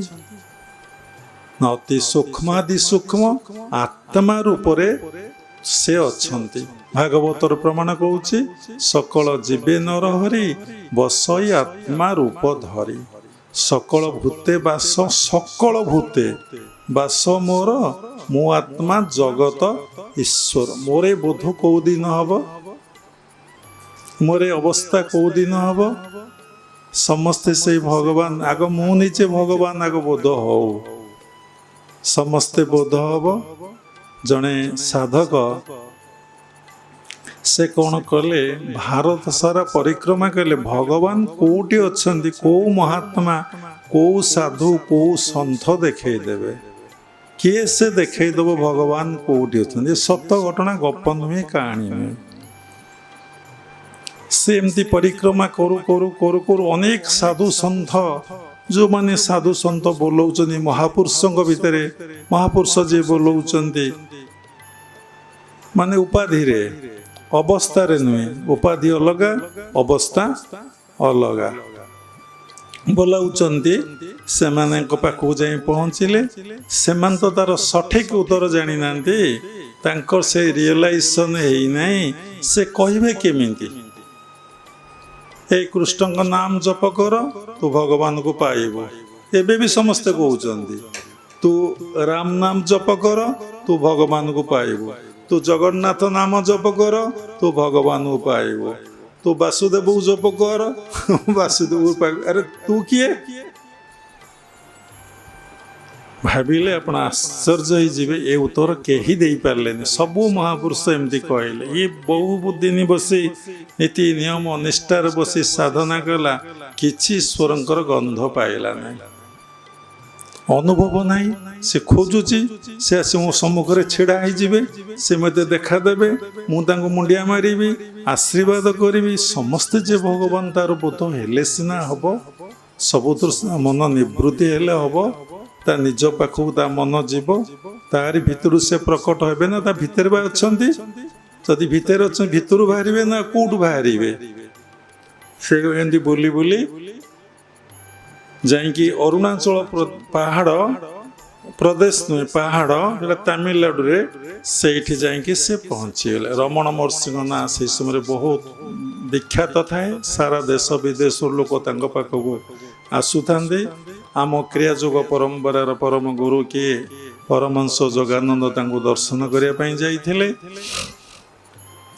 ତାଙ୍କରି ପାଖରେ ଯାଇ ପହଞ୍ଚିଲେ। ଆଉ ମହର୍ଷି ସବୁବେଳେ ଚୁପଚାପ ହେଇ ଗୋଟେ ପଥର ଉପରେ ବସିଥାନ୍ତି, କେତେବେଳେ ଖଟ ଉପରେ ବସିଥାନ୍ତି। ତାଙ୍କ ଆଖିର ପଲକ ପଡ଼େ ନାହିଁ। ଶ୍ୱାସ ପ୍ରଶ୍ୱାସ ଯାଉଛି ଆସୁଛି ଜଣା ବି ପଡ଼େ ନାହିଁ। ସବୁବେଳେ ସେ ଆଜ୍ଞା ଓ ସହସ୍ରାରେ ନିଜ ଭିତରେ ଯେଉଁ ଭଗବାନ ଅଛନ୍ତି ମନଟାକୁ ସେଇଠି ରଖିଥାନ୍ତି। ଏ ଭାଗବତର ପଦଟି ପୁଣି ଉଦ୍ଧାର କରିବା। ହରିଚରଣେ ଯାର ଆଶା ନା ହରିଚରଣେ ଆଶ୍ରୟ କର ସକଳ ପାପ ହେବ ଦୂର। ଏଇଠି କଥା ଆସିଲା ଟିକେ ଟିକେ। ହରିଚରଣରେ ଯିଏ ଆଶା ରଖିଛି ସବୁବେଳେ ମନକୁ ସେଇଠି ରହିଛି ସକଳ ପାପ ହେବ ଦୂର। ତୋର ପାଦେ ଯାର ମନ ସେ ପ୍ରାଣୀ ଭକତ ପ୍ରଧାନ। ତୋ ପାଦ ପଦ୍ମରେ ଯିଏ ମନକୁ ରଖିଛି ସିଏ ହେଉଛି ଭକତ। ଆମେ ଭାବୁଛେ ମାଳି ଗଡ଼େଇଲେ, କୀର୍ତ୍ତନ କଲେ, ନାମ ଜପ କଲେ, ଭୋଗ ଖୁଆଇଲେ, ପ୍ରଭୁଙ୍କର ସେବା କଲେ ଆମେ ଭକ୍ତ। ତାହେଲେ ଭାଗବତ ଏ କଥା ତ କହିଲା ନାହିଁ। ତୋର ପାଦେ ଯାର ମନ ସେ ପ୍ରାଣୀ ଭକତ ପ୍ରଧାନ। ଏଇଟା ଖରାପ କଥା ନୁହେଁ। ଏ ପ୍ରତ୍ୟେକର ଗୋଟେ ପାଠ ଅଛି। ଯେମିତି 22ଟା ପାହାଚ ପରେ ଆପଣ ରତ୍ନସିଂହାସନ ଦେଖିବେ, ତାପରେ ଚତୁର୍ଦ୍ଧା ମୂର୍ତ୍ତିଙ୍କୁ ଦର୍ଶନ କରିବେ, କି କହିବେ 7 ଜଣ ଠାକୁରଙ୍କୁ ଦେଖିବେ। ଅଛନ୍ତି ଭୂଦେବୀ, ଶ୍ରୀଦେବୀ, ନୀଳମାଧବ, ସୁଦର୍ଶନ ମିଶିଲେ 7 ହେଇଯିବେ। ଭୂଦେବୀ ଶ୍ରୀଦେବୀ 2, ନୀଳମାଧବ 3, ସୁଦର୍ଶନ 4, ଜଗନ୍ନାଥ ବଳଭଦ୍ର ସୁଭଦ୍ରା। କିଏ କହିବେ ଚତୁର୍ଦ୍ଧା ମୂର୍ତ୍ତି ଜଗନ୍ନାଥ ବଳଭଦ୍ର ସୁଭଦ୍ରା ଏବଂ ସୁଦର୍ଶନ। ଦେଖିବେ ଏ କଥା କୁଆଡ଼େ କୁଆଡ଼େ ଚାଲୁଛି। କ'ଣ ହେଇଛି ନା ଇଏ ସମସ୍ତ ଠାକୁର ଯେଉଁ 7 ମୂର୍ତ୍ତି ଦେଖୁଛନ୍ତି ବି, କିଏ 4 ମୂର୍ତ୍ତି କହୁଛି, ସବୁର ସମାହାର ହେଉଛନ୍ତି ଜଗନ୍ନାଥ। ସବୁର ସମାହାର ହେଉଛନ୍ତି ଜଗନ୍ନାଥ। ଜଗନ୍ନାଥ ନାଁକୁ ଆପଣ ସ୍ମରଣ କରିବେ, ଉଚ୍ଚାରଣ କରିବେ, ଚିନ୍ତନ କରିବେ, ପ୍ରଭୁ ମୋ ଭିତରେ ଅଛନ୍ତି। ଏଇଠି କଥା କୁହାହେଲା। ଏଇ ଯେଉଁ ନାମ ଭଜନ କୀର୍ତ୍ତନ ପୂଜା ପାଠ ଭଲ ମନ୍ଦ ଯଦି ଚାଲିଛି, ଯଦି ମୁଁ ଆକୁ କରୁଛି, ମୁଁ ପ୍ରଭୁଙ୍କର ସେବା କରୁଛି, ସେଇଠି ଅହଙ୍କାର ରହିଗଲା। ତମ ଭିତରେ ଆତ୍ମଦର୍ଶନ, ସବୁରି ଭିତରେ ଆତ୍ମଦର୍ଶନ ହବ ନାହିଁ। ତୁମେ ଗୋଟିଏ ପାହାଚ କି 2ଟା ପାହାଚ ଯାଇଛ, 22 ପାହାଚକୁ ଅତିକ୍ରମ କରିନ, କି ରତ୍ନସିଂହାସନ ପାଖରେ ପହଞ୍ଚିନ, ତୁମ ଦେହ ରୂପକ ମନ୍ଦିର ଭିତରେ ତୁମେ ଜଗନ୍ନାଥକୁ ବା କୃଷ୍ଣକୁ କି ରାମକୁ ତୁମେ ପ୍ରକୃତରେ ଦର୍ଶନ କରିନ କି ଅନୁଭବ କରିନ। ଆମେ ତ ସବୁବେଳେ ବଡ଼। ଆରେ ଯିଏ ସବୁବେଳେ ବଡ଼ ହବ, ପ୍ରଭୁ କ'ଣ ତାକୁ କେବେ ଧାରଣ କରିବେ? ଅଣୁ ହେଲେ, ଅଣୁଟା କେତେ କ୍ଷୁଦ୍ର, ସେଇ ଅଣୁ ଭଳିଆ କିଏ ହବ? ମନଟା ହେଲେ ପ୍ରଭୁ ତମର ଅନୁଭବଟା ଆସିବ। ତେମେ ତ କଥାଟା ରହିଗଲା, ସମସ୍ତେ ତ ବଡ଼ ଆଉ। ଯିଏ ମାଟି ଆଣୁଛି ବଡ଼, ଯିଏ ଗଛ ଚୋଡ଼ୁଛି ଭାବୁଛି ମୁଁ ବଡ଼, ସିଏ ଅନୁଭବ କରୁନେଇ ଯେ ଯିଏ ସିଲେଇ କରୁଛି ଧରିତ୍ରୀ ମେଳା ସେ ବି ବଡ଼, ଯିଏ କଟିଂ କରୁଛି ସେ କହୁଛି ମୁଁ ବି ବଡ଼। ଆରେ ବାପା, ଇଏ ତ ଦୁନିଆରେ ସମସ୍ତେ ବଡ଼, ଈଶ୍ୱର ତାହେଲେ ଛୋଟ। ଯିଏ ବଡ଼ ସେ କେବେ ବଡ଼ ମୁଁ କହି ନାହିଁ, ସେ କହୁନାହିଁ। ଏ ସମସ୍ତେ କହୁଛନ୍ତି ଆମେ ବଡ଼। ଦେଖନ୍ତୁ ସମସ୍ତେ ସମସ୍ତଙ୍କର 3.5 ହାତେ ନୁହନ୍ତି, 4.5 ହାତେ। ଆଉ ସମସ୍ତଙ୍କର ଅହଙ୍କାର। ମୁଁ କ'ଣ ଜାଣିନାହିଁ, ସିଏ କ'ଣ ମୋତେ କହିଦେଲା। ପ୍ରତ୍ୟେକଟି ମୁହୂର୍ତ୍ତରେ ଯଦି ଆପଣ ମନୋଭାବକୁ ଦେଖିବେ, ଆରେ ମୋ ଭିତରେ ତ ଈଶ୍ୱର ଥବାରୁ ସବୁ ଜୀବନ୍ତ ବାକ୍ୟରେ ଆସିଳ। ଆଖି ଦେଖୁଛି, ପାଟି କଥା କହୁଛି, କାନ ଶବ୍ଦ ଶୁଣୁଛି, ନାକ ଶ୍ୱାସ ପ୍ରଶ୍ୱାସ ନେଉଛି, ପ୍ରତ୍ୟେକ ଅର୍ଗାନ ସବୁ ସମୟରେ ଏମିତି ଏମିତି କାର୍ଯ୍ୟ ତା ଭିତରେ ବସି ଚଲେଇଛନ୍ତି। 24 ଘଣ୍ଟା ମାନେ ନିଶ୍ୱାସ ପ୍ରବେଶରୁ ନିଶ୍ୱାସ ବାହାରିବା ପର୍ଯ୍ୟନ୍ତ। ଆରେ ମୁଁ ତ ଥରେ ନିଶ୍ୱାସ ନେଇନାହିଁ, ମୁଁ ଥରେ ତ ଶ୍ୱାସ ପ୍ରଶ୍ୱାସ ନେଇନାହିଁ। ସବୁ ଶ୍ୱାସ ପ୍ରଶ୍ୱାସ ଥବାରୁ ମୁଁ କାମ ସବୁ ଚାଲିଛି। ତୋର ପାଦେ ଯାର ମନ ସେ ପ୍ରାଣୀ ଭକତ ପ୍ରଧାନ। ତେଣୁ କେତେ ବଡ଼ କଥା। ହରିଚରଣେ ଯାର ଶ୍ରଦ୍ଧା, ତାକୁ ନ ଲାଗେ ଭବ ବାଧା।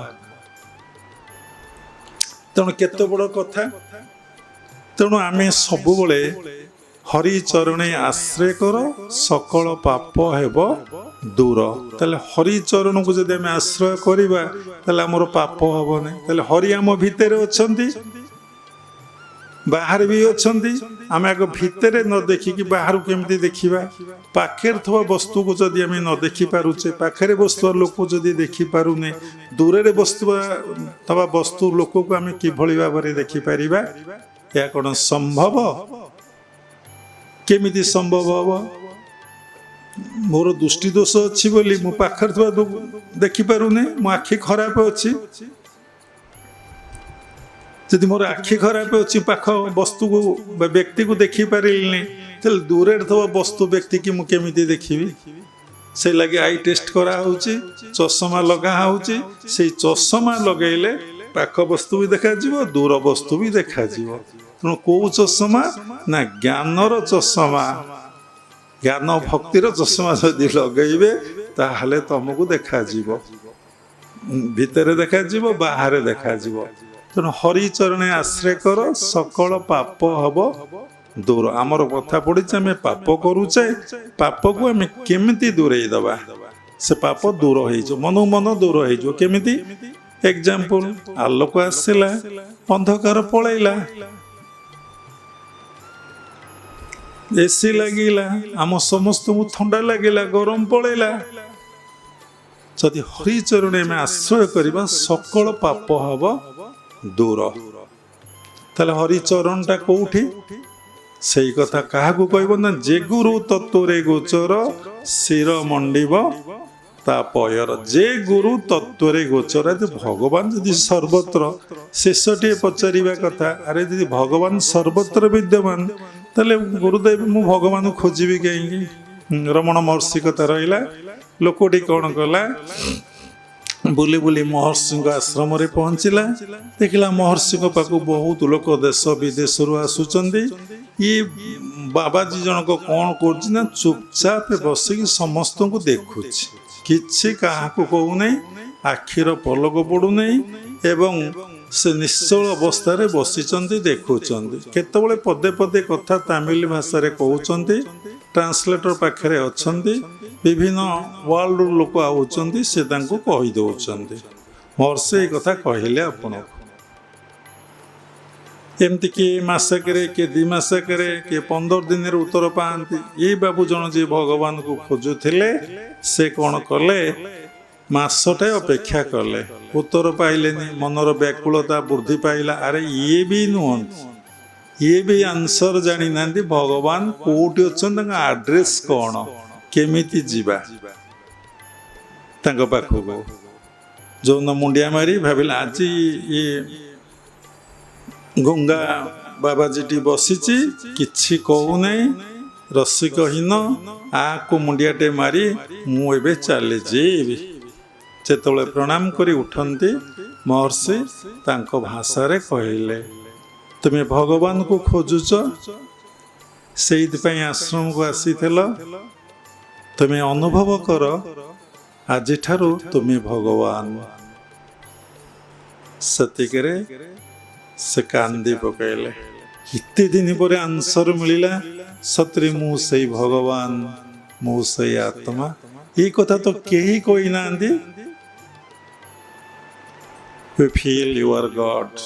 You are not human being, you are divine being. ତାକୁ ଉଚ୍ଚାରଣ କରନି, ଅନୁଭବ କରିବାକୁ ପଡ଼େ। କାହିଁକି ଅନୁଭବ ହଉନି ସେ କଥା ରହିଯାଇଛି। ତେଣୁ କ'ଣ ହେଲା? ସେ ସେଇଠି ରହିଗଲେ ଏବଂ ରହିଲେନି ମହର୍ଷି ଠାରୁ ସନ୍ନ୍ୟାସ ଦୀକ୍ଷା ନେଇ ଏବଂ ନିଜେ କେମିତି ଭଗବାନ ବୋଧ ହବ ସାଧନାରେ ବସିଲେ। ଏବଂ ତାଙ୍କର ବୋଧ ହେଲା ମୁଁ ସେଇ ଭଗବାନ। କେତେବେଳେ ବୋଧ ହେଲା? ଯେତେବେଳେ ଦେହବୋଧ ପଳେଇଲା ବା ପ୍ରକୃତି ବୋଧ ଅବସ୍ଥା, ପ୍ରକୃତିକୁ ଆପଣ ଅତିକ୍ରମ କଲେ। ଆହା ମୋ ମୁଣ୍ଡ ବିନ୍ଧିଲା, ମୋ ଦେହ କ'ଣ ହେଲା, ଆମକୁ ଥଣ୍ଡା ହେଇଛି, ଆମ ଆଜି ୟା ଖିଆ ହେଇନାହିଁ, ବାପରେ ବାପ। ସେ ସମୀକ୍ଷା କରି ଦେଖିବ କେତେ ଦେହ ଲାଗି ସେ ବ୍ୟସ୍ତ, କେତେ ମେକଅପ୍ ହେଉଛି, ସୁନା ପିନ୍ଧୁଛି। ସମସ୍ତେ ପୁରୁଷ ଏବଂ ସ୍ତ୍ରୀ ମା ମାନେ, ପୁରୁଷ ଲୋକ କେତେ ମୋଟା ମୋଟା ଚେନ୍ ପକାଉନାହାନ୍ତି ସବୁ। ବାପରେ ଭଗବାନ ମିଳିଯିବେ, ମନ ଶାନ୍ତି ହେଇଯିବ। 200 ଗ୍ରାମ ଚେନ୍ଟେ ବେକରେ ପକେଇଦେଲେ, କି ପ୍ରକାର ପାଗଳ। ଏଇଟା ମୋ ପ୍ରଭୁଙ୍କୁ ଦେଇଦେଲେ, ମୋ ପ୍ରଭୁ ପିନ୍ଧିଲେ କେତେ ଆନନ୍ଦ। ମୁଁ ଟିକେ ପ୍ରଭୁଙ୍କୁ ଦେଇଦିଏ, ପ୍ରଭୁ ପିନ୍ଧିଲେ ମୁଁ ଟିକେ ଦେଖିଲେ ମୋତେ କେତେ ଭଲ ଲାଗିବ। ସମସ୍ତେ ତାଙ୍କ ଝିଅ ଏବଂ ମା ମାନଙ୍କ ପାଇଁ ଅଳଙ୍କାର। ମା ମାନେ ବେଶୀ ପୁରୁଷ ଲୋକ ପସନ୍ଦ କରନ୍ତି। ସେମାନେ ପ୍ରକୃତି, ସମସ୍ତେ ତ ପ୍ରକୃତି, ସେମାନଙ୍କ ଭିତରେ ପ୍ରକୃତି ବେଶୀ କ୍ରିୟାଶୀଳ ଥାଏ। ସେମାନେ ନାରୀ, ଭଗବାନ ତାଙ୍କୁ ସେମିତି ଗଠନ କରିଛନ୍ତି, ସେଇ ସ୍ୱଭାବ ତାଙ୍କଠାରେ ଦେଇଛନ୍ତି, ତାଙ୍କର କିଛି ଦୋଷ ନାହିଁ, ସବୁ ସେ ଲୀଳାମୟଙ୍କ ଲୀଳା, ଦୋଷ କିଛି ନାହିଁ, ପାପ ନାହିଁ, ପୁଣ୍ୟ ନାହିଁ, ସେଇ ସ୍ତରକୁ ଗଲେ ବାସ୍ ସେମାନେ ଟିକେ ଚୁଜ୍ କରନ୍ତି। କିଏ କହିଦେବ ଏ ସମସ୍ତ ଅଳଙ୍କାର ମୁଁ ମୋ ପ୍ରଭୁଙ୍କୁ ଦେଇଦେବି, ମୋ ପ୍ରଭୁ ଟିକେ ପିନ୍ଧନ୍ତୁ। ଯେତେବେଳେ ପ୍ରଭୁ ଜାଣିବେ ଏ ସମସ୍ତ ଅଳଙ୍କାର ମୋତେ ହିଁ ଦେଇଦେଲା, ମୁଁ ହିଁ ପିନ୍ଧିଲି, ତାହେଲେ କେତେ ବଡ଼ ଆଶୀର୍ବାଦ ମିଳିଯିବ, କେତେ ବଡ଼ କୃପା ମିଳିଯିବ, କେତେ ବଡ଼ ତ ଭଗବାନଙ୍କୁ ଭଗବାନ ତମକୁ ନିଜର କରିବେ। ତ୍ୟାଗ ଦ୍ୱାରା ତ ଭଗବାନ ପ୍ରାପ୍ତି ହୁଏ ନା, ତ୍ୟାଗ ନଥିଲେ କ'ଣ କିଛି ପ୍ରାପ୍ତି ହେଲାଣି? କ'ଣ ତ୍ୟାଗ କରିବ ନା ପ୍ରକୃତି ବୋଧରୁ ଦେହ ବୋଧରୁ ତମେ ଅତୀତ ହବ। ତେଣୁ ସେ କ'ଣ କଲେ ନା ସାଧନା କରି ଏବଂ ନିଜକୁ ଚିହ୍ନିଲେ, ଜାଣିଲେ ମୁଁ ସେଇ ଆତ୍ମା, ମୁଁ ସେଇ ଭଗବାନ, ମୁଁ ଦେହ ନୁହେଁ, ମୁଁ ଦେହି। ତେଣୁ ଏ କଥା ଆମେ ଶୁଣିଲେ, ଏ କଥା ଆମର ଅବସ୍ଥା ହେବା ପାଇଁ ଆମେ କେମିତି ଆଉ ପାପ କରିବା ନାହିଁ କି ପୁଣ୍ୟକର୍ମ କରିବା ନାହିଁ, ଆମେ କେମିତି ଭଗବାନଙ୍କୁ ଉପଲବ୍ଧି କରିବା। ଧର୍ମ ଅର୍ଥ କ'ଣ ନା ସାରା ୱାର୍ଲଡକୁ ବା ସାରା ବିଶ୍ୱକୁ ତାକୁ ଭୁଲି ଯାଅ। ଏ ଶରୀରକୁ ଯିଏ ଧାରଣ କରି ରଖିଛି ତାକୁ ଉପଲବ୍ଧି ଅନୁଭବ କରିବାକୁ ଧର୍ମ କହନ୍ତି। ଯିଏ ଶରୀରକୁ ଧାରଣ କରି ରଖିଛି, ତୁମେ ଭାବୁଛ ମୁଁ ବସିଛି, ଏବେ ଶ୍ୱାସଟିଏ ତମ ଦେହରୁ ବାହାରି ଯାଉ, ତୁମେ ବସିପାରିବ? ତୁମକୁ କ'ଣ କହିବେ? ମୁର୍ଦାର। ଛୁଇଁବେ ନାହିଁ ତୋତେ ବୋଲିବେ ମଢ଼ା, ଛଖଣ୍ଡି କାଠବ ତୋ ପାଇଁ ଲୋଡ଼ା, ଛାର ଦେହକୁ ମନ କରିଛୁ ସଜ, ଛନ୍ଦ କପଟ ତେଜିନ ଗୋବିନ୍ଦ ଭଜ। ସେଇ 6 ଖଣ୍ଡି ବାଉଁଶ, ଆଡ଼ରେ 2 ଖଣ୍ଡ, ଏବେ ଆଜ୍ଞା 4 ଖଣ୍ଡ, ନା କି? ବାସ୍ କେଇଟା କାନ୍ଧ? 4ଟା କାନ୍ଧ। ସେ ପାଳ ଦଉଡ଼ି ଯେତେ ସୁନା ତୁ ବେକରେ ପକେଇଥା ବାପା, ହାତରେ ପିନ୍ଧିଥା, କାନରେ ପିନ୍ଧିଥା, ବନ୍ଧା ହବ କୋକେଇ ବାଉଁଶରେ। ମୁଁ ମୋ ପୁଅକୁ ଭଲ ପାଉଛି, ମୋ ଝିଅକୁ ଭଲ ପାଉଛି, ମୋ ସ୍ତ୍ରୀକି ଭଲ ପାଉଛି, ମୋ ସ୍ୱାମୀକି ଭଲ ପାଉଛି, ମୁଁ ଏତେ ବାନ୍ଧି ଦିଏ ଟିକେ ତାଙ୍କୁ, ଆଗ ଓହ୍ଲେଇକି ରଖ। ହିସାବ ହବ କିଏ କେତେ ଗ୍ରାମ ନବ। ସମ୍ପଦ ଯୋଉଠି ବିପଦ ସେଇଠି। ଯଦି ସବୁ ପ୍ରଭୁଙ୍କୁ ଦେଇଥିବ, ପ୍ରଭୁ ତ ସେମିତି ପିନ୍ଧୁଥିବେ, ତମ ପିଲାପିଲି ପିନ୍ଧିବାର ନାହିଁ, କିଏ ମଦ ଖାଇବାର ନାହିଁ, କିଏ ତାକୁ ବିକିକି କୋଠା ବାଡ଼ି କରିବାର ନାହିଁ, କି ଗାଡ଼ି କରିବାର ନାହିଁ। ଆମ ପ୍ରଭୁଙ୍କ ସେବାରେ ସବୁ ଲାଗିଯାଇଛି। କେତେ ବଡ଼ ଆନନ୍ଦ, କେତେ ବଡ଼ ପ୍ରେମ, ଏ ଭାବନା ଏଇ ଜନ୍ମରେ ହବ। ଭାବିକି ଦେଖନ୍ତୁ, ଚିନ୍ତା କରିକି ଦେଖନ୍ତୁ। କ'ଣ କୀର୍ତ୍ତନ ବାଡ଼େଇ ହବ, କ'ଣ ହରି ରେ ମୁଁ ଖୋଳ ବଜେଇଲି 2 ଘଣ୍ଟା, ରେ କିଏ ବାବା ତୁ ଖୋଳ ବଜେଇ ପାରିବୁ? ବଜଉଥିଲା କିଏ? ତାକୁ ଅନୁଭବ କଲୁ ନାହିଁ। ଗାଉଥିଲା କିଏ? ତାକୁ ଅନୁଭବ କଲୁ ନାହିଁ। ପ୍ରତ୍ୟେକଟି ସମୟରେ ଯାହା ମୁଁ କରଇ, ଯାହା ମୁଁ ଚିନ୍ତଇ, ଯାହା ମୁଁ ଭାବଇ ମନେ, ଜଗତର କର୍ତ୍ତା ପରମେଶ୍ୱର ଜାଣୁଛନ୍ତି ପ୍ରତି କ୍ଷଣେ। ପ୍ରତିଟି ଶ୍ୱାସରେ ତୁମେ ତାଙ୍କୁ ଦେଖ, ସେ ତୁମ ପାଖେ ପାଖେ ଅଛନ୍ତି। ସେ ତମ ଜନ୍ମ ପୂର୍ବରୁ ତମ ସାଥିରେ ଥିଲେ, ଏବେ ବି ତମ ଦେହ ଭିତରେ ଅଛନ୍ତି, ମଲା ପରେ ବି ସୂକ୍ଷ୍ମ ଶରୀରରେ ବି ସେ ପାଖେ ପାଖେ ଥିବେ, ତମ ନିୟନ୍ତ୍ରଣ କରୁଥିବେ। କୋଉଠିକି ଜନ୍ମ, କୋଉ ପରିବେଶକୁ ଯିବ, କୋଉ ବାପା ମା କୋଳକୁ ଯିବ, କେମିତି ଶରୀର ପାଇବ, ତୁମେ ଯେଉଁ ଅନୁସାରେ କର୍ମ କରିଥିବ ସେଇ ଅନୁସାରେ ସେ ତମକୁ ପୁଣି ଜନ୍ମ ଦେବେ। ପ୍ରତ୍ୟେକଟି ମୁହୂର୍ତ୍ତରେ ସେ ତମ ସହିତ ଅଛନ୍ତି। ଯେପର୍ଯ୍ୟନ୍ତ ତାଙ୍କ ସହିତ ପୂର୍ଣ୍ଣ ମାତ୍ରାରେ ମିଳନ ଏକକାର ନ ହେଇଛ, ସେ ପର୍ଯ୍ୟନ୍ତ ସେ ତମକୁ ଛାଡ଼ିବେ ନାହିଁ। ମୁଁ ତୁମକୁ ସବୁବେଳେ ଦେଖୁଛି, ମୁଁ ତୁମର ପାଖେ ପାଖେ ଅଛି, ତୁମେ ମୋର ଛାଇ ଭଳିଆ, ମୁଁ ସବୁ ତମ ପାଇଁ ବ୍ୟବସ୍ଥା କରିଛି, ତୁମେ ଅନୁଭବ କର। କ'ଣ କରିବାକୁ କହିକି ଆସିଥିଲ, କ'ଣ ଏବେ କରୁଛ, କ'ଣ ତୁମକୁ କରିବାକୁ ପଡ଼ିବ, କେବେ ସମୀକ୍ଷା କରିଛ?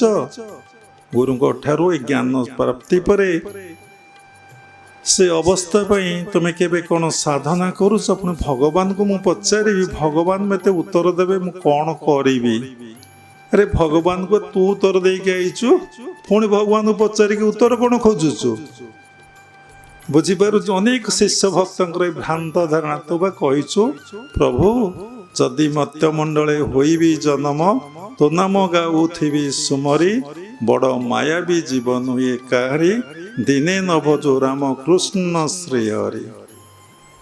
ତୁ କହିକି ଆସିଛୁ ଶହ ଶହ ଥର, କୋଟି କୋଟି ଥର, ପୁଣି ତାର ମାୟାରେ କବଳିତ ହୋଇ, ପୁଣି ସଂସାର କରି, ପୁଣି ତାକୁ ଭୁଲି, ପୁଣି ତୁ ମୃତ୍ୟୁ ଲାଭ କରି ପୁଣି ଆସୁଛୁ। ସେଇ ଲାଗି କୁହାହେଲା ପୁନରପି ଜନନଂ ପୁନରପି ମରଣଂ ପୁନରପି ଜନନୀ ଜଠରେ ଶୟନଂ। ଭଗବତ ଗୀତାରେ ଭଗବାନ କହିଲେ ଜାତ ସଇଁ ଧ୍ରୁବ ମୃତ୍ୟୁ ଧ୍ରୁବଂ ଜନ୍ମ ମୃତ୍ୟୁଶ୍ଚ।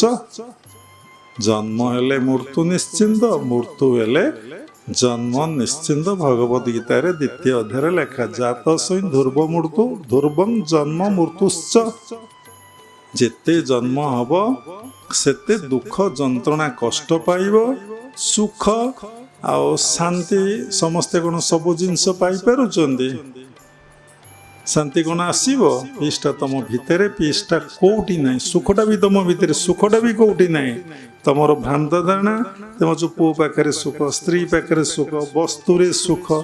ଦେଖ କୋଉଠି ସୁଖ ନାହିଁ, ସୁଖ ତମ ମନରେ। ତମ ମନ ଯଦି ପରିତୃପ୍ତ ହେଇଗଲା, ମନ କିଛି ଆଉ ଚାହିଁଲା ନାହିଁ, ମନ କିଛି ଆଉ ଖୋଜିଲା ନାହିଁ, ଦେଖିବ କି ଶାନ୍ତି, କି ଆନନ୍ଦ। ସୁଖର ঊର୍ଦ୍ଧ୍ୱକୁ ପଳେଇବ, ଶାନ୍ତି ଏବଂ ଆନନ୍ଦ ପରମାନନ୍ଦ ପାଖକୁ।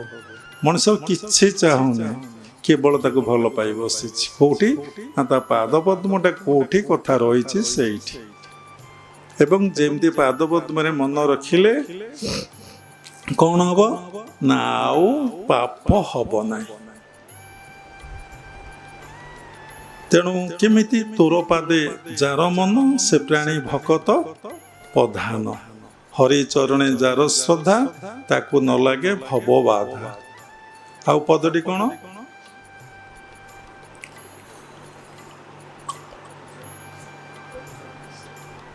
ହରି ଚରଣେ ଆଶ୍ରୟ କର, ସକଳ ପାପ ହେବ ଦୂର। ହରି ଚରଣରେ ଆଶ୍ରୟ କର। ତମ ପାପ ତମେ ଦୂରୀଭୂତ କରିବାକୁ ଚାହୁଁଛ, ତେମେ ହରି ଚରଣରେ ଆଶ୍ରୟ କର। ଆମେ ଆଶ୍ରା କରିଛେ, ଆମ ତର ସବୁଆଡ଼େ ଆଶ୍ରା। ହରିଚରଣ କାହିଁ ଆଶ୍ରା? ହରିଚରଣ କ'ଣ ଆମେ ଜାଣିଲେଣି? ଯୋଉଠି ଦେଖ ଏ ପାଦ ପଦ୍ମ କଥା ସବୁଠି ଭୀମ ବୈଠାରୁ ଚିତି ସାଧୁ ସନ୍ଥ ମହାପୁରୁଷ ସେଇ ପାଦ ପଦ୍ମ କଥା ସମସ୍ତେ ହିଁ କହିଛନ୍ତି। ଦେଖୁନାହାନ୍ତି ବଳି ସେ ପାଦ ଦ୍ୱାରା କି ଲାଭ କଲା, ଗଜ ସେ ପାଦକୁ ସ୍ମରଣ କଲା, ଭଗବାନ ତାକୁ ରକ୍ଷା କଲେ। ଯାହାକୁ ଆପଣ ଦେଖନ୍ତୁ, ସେ ଅହଲ୍ୟା ପ୍ରଭୁଙ୍କ ପାଦ ସ୍ପର୍ଶ ବାଜି କ'ଣ ହେଲା, କେତେ ବଡ଼ ପୂଜା ପାଇଲା, ସତୀ ନାରୀରେ ପରିଣତ ହେଇଗଲା। ପ୍ରଭୁଙ୍କ ପାଦ ସ୍ପର୍ଶ ନା ଆଉ ହାତ ସ୍ପର୍ଶ କୋଉଠି କୁହାହେଇଛି କି? କାହିଁ ହାତ ସ୍ପର୍ଶ କୁହାହେଲାନି, ମୁଣ୍ଡ ସ୍ପର୍ଶ କୁହାହେଲାନି। ଅର୍ଜୁନ ସେଇ ପାଦ ପଦ୍ମ ପାଖରେ ବସିଥିଲା ବୋଲି ଆଜି ମହାଭାରତ ଯୁଦ୍ଧରେ ଜୟଲାଭ କଲା ନା ଆଉ?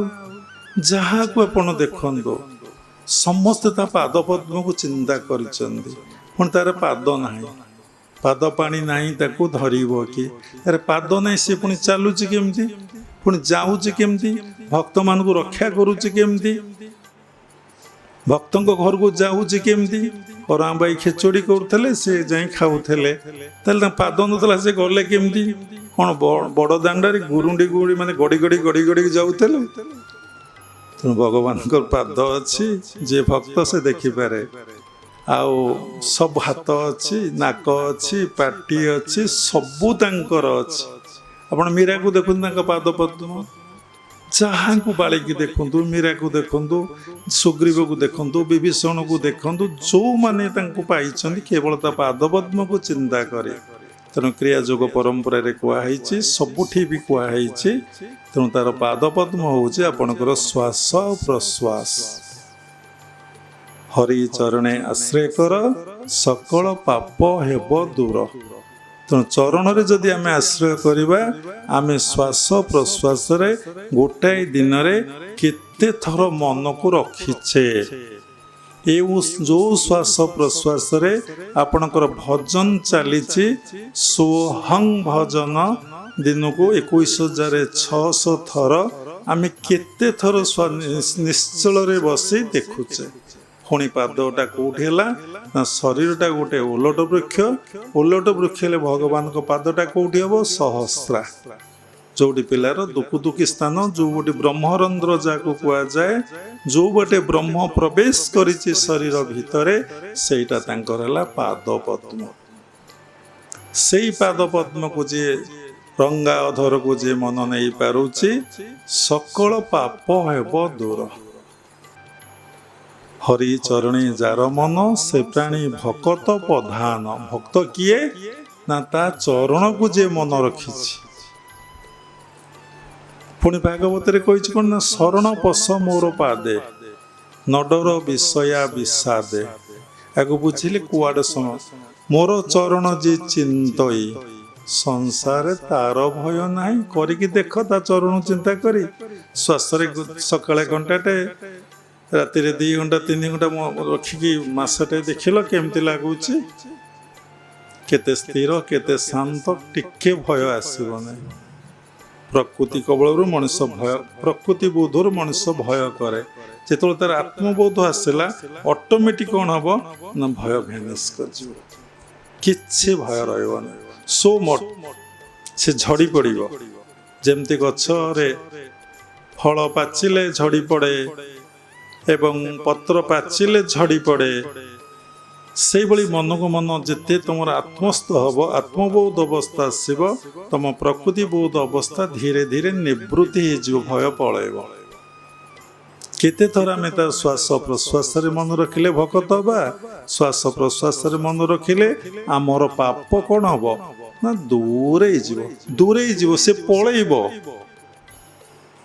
ସେ ଆଉ ରହିବ ନାହିଁ। ଆଉ ଚରଣେ ମନେ କଣ ହବ ନା, ହରି ଚରଣେ ଯାର ଶ୍ରଦ୍ଧା, ଯିଏ ଖାଲି ଶ୍ରଦ୍ଧା କଲାଣି ସେ ଶ୍ୱାସ ପ୍ରଶ୍ୱାସ ଏବଂ ସହସ୍ରରେ ଯେ ମନକୁ ରଖିଲାଣି, କଣ ହବ, ତାକୁ ନ ଲାଗେ ଭବବାଧା। ଏ ସଂସାର ରୂପକ ଯୋଉ ବାଧା ବିଘ୍ନ ପ୍ରତିବନ୍ଧକ ସମାଜରେ ରହିଛି, ସଂସାରରେ ରହିଛି, ତାକୁ କିଛି ସ୍ପର୍ଶ କରିବ ନାହିଁ। ସେ ଦେଖିବ ଏ ସବୁ ଅନିତ୍ୟ, ସବୁ ଅସତ୍ୟ, ସବୁ ମିଥ୍ୟା, ସବୁ ମାୟା, ସବୁ ମରିଚିକା, ସବୁ ତୃଷ୍ଣା। ଆ ପଛରେ ଯିଏ ଦୌଡ଼ନ୍ତି ସେ କେବଳ ପଡ଼ିକି ମରନ୍ତି, ଦୁଃଖ ଯନ୍ତ୍ରଣା କଷ୍ଟ ପଳାଇ ଭୋଗ କରନ୍ତି। ତାହେଲେ କ'ଣ କରିବ, ସଂସାରରେ କେମିତି ରହିବ ନା, ସବୁରି ଭିତରେ ଜଣକୁ ଦେଖିକି ତେମେ ରହିଥିବ। ସେ ଭାଗବତର ପଦ, ତୁ ଯେବେ ଏକ ଭାବେ ଭାବୁ, ଏ ଘୋର ସଂସାରୁ ତରିବ।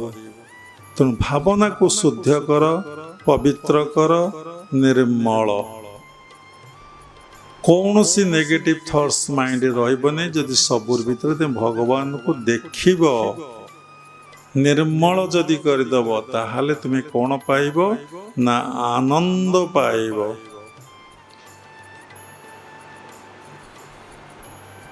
ହରି ଭଜୁଥା, ହରିନାମ ଗଣ୍ଠି ଧନ କରିଥା। ସେ ଶ୍ୱାସ ପ୍ରଶ୍ୱାସରେ ମନ ରଖି ରଖି ରଖି ଯେତେ ରଖିବ, ସେ ଶ୍ୱାସ ପ୍ରଶ୍ୱାସ ସେତେ କ୍ଷୀଣାଦି ଲିଟିଲ ଏବଂ ଫିବୁଲ ବ୍ରେଥ ହେବ। ଭଗବତ ଗୀତାରେ 5ମ ଅଧ୍ୟାୟ 27 ନମ୍ବର ଶ୍ଲୋକରେ ଅଛି କ'ଣ ନା, ପ୍ରାଣପାନ ସମକୃତ୍ୱା ନାସା ଅଭ୍ୟନ୍ତରୀଣ ଚାରିଣ। ତେଣୁ ନାସାର ଅଭ୍ୟନ୍ତରରେ ସେ ଚାଲିବ। ଜଣେ ଭଲ ସାଧକର ଯଦି ନାକରେ ହାତ ମାରି ଆପଣ ଦେଖିବେ, କେବେ ଜାଣିପାରିବେନି ଶ୍ୱାସ ପ୍ରଶ୍ୱାସ ଯାଉଛି କି ଆସୁଛି। ତା ଆଖିର ପଲକ ବହୁତ ଡେରିରେ ପଡ଼ିବ। ସବୁବେଳେ ସ୍ଥିର ଶାନ୍ତ ହୋଇ ବସିଥିବ। ତାର ଅଙ୍ଗ ପ୍ରତ୍ୟଙ୍ଗ କେତେବେଳେ କ'ଣ ହବ ନା, ହଲିବ ନାହିଁ। କାରଣ ଯେମିତି ବାୟୁମଣ୍ଡଳ କିନ୍ତୁ ବାୟୁ ଅଛି, କିନ୍ତୁ ପ୍ରବାହିତ ନାହିଁ। ଧୂଳି କାହିଁ ଉଡ଼ିବ, ପତ୍ର କାହିଁ ଉଡ଼ିବ, ଗଛର ପତ୍ର କାହିଁକି ପାଚିଲା ନୁହେଁ, କଞ୍ଚା ପତ୍ର ବି ଝଡ଼ି ପଡ଼େ ଜୋରେ ପବନ ହେଲେ ନା।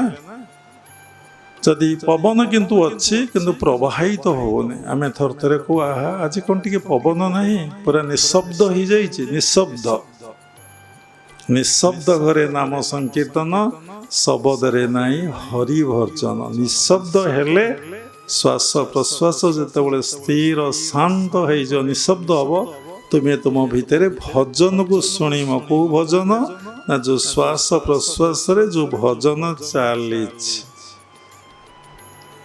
ଭାଇ ମନ ହଉ ବସି ହଂସକୁ ଖେଳା, ହଂସ ଉଡ଼ିଗଲେ ବୁଡ଼ିବ ଭେଳା। ଓଲଟ ବୃକ୍ଷେ ଖେଳୁଛି ଲୋଟଣୀ ପାରା, ଅଠା କାଟି ପଞ୍ଜରାରେ ନ ପଡ଼େ ଧରା। ସଂସାର ଅଠାରେ କିନ୍ତୁ ଖେଳୁଥିବ ସିଏ ସାଂସାରିକ ଅଠା ଅର୍ଥାତ୍ ସ୍ନେହ ମମତା ମାୟା ଏଥିରେ ସିଏ ଆଉ ବାନ୍ଧି ହେଇକି ନଥିବ, କିନ୍ତୁ ସଂସାରରେ ସେ ଥିବ। ସଂସାର ଛାଡ଼ି କୁଆଡ଼େ ଯିବାର ନାହିଁ। କେମିତି ବାନ୍ଧି ହେବ ନାହିଁ? ଯଦି ହରିଚରଣରେ ଆଶ୍ରା କଲା।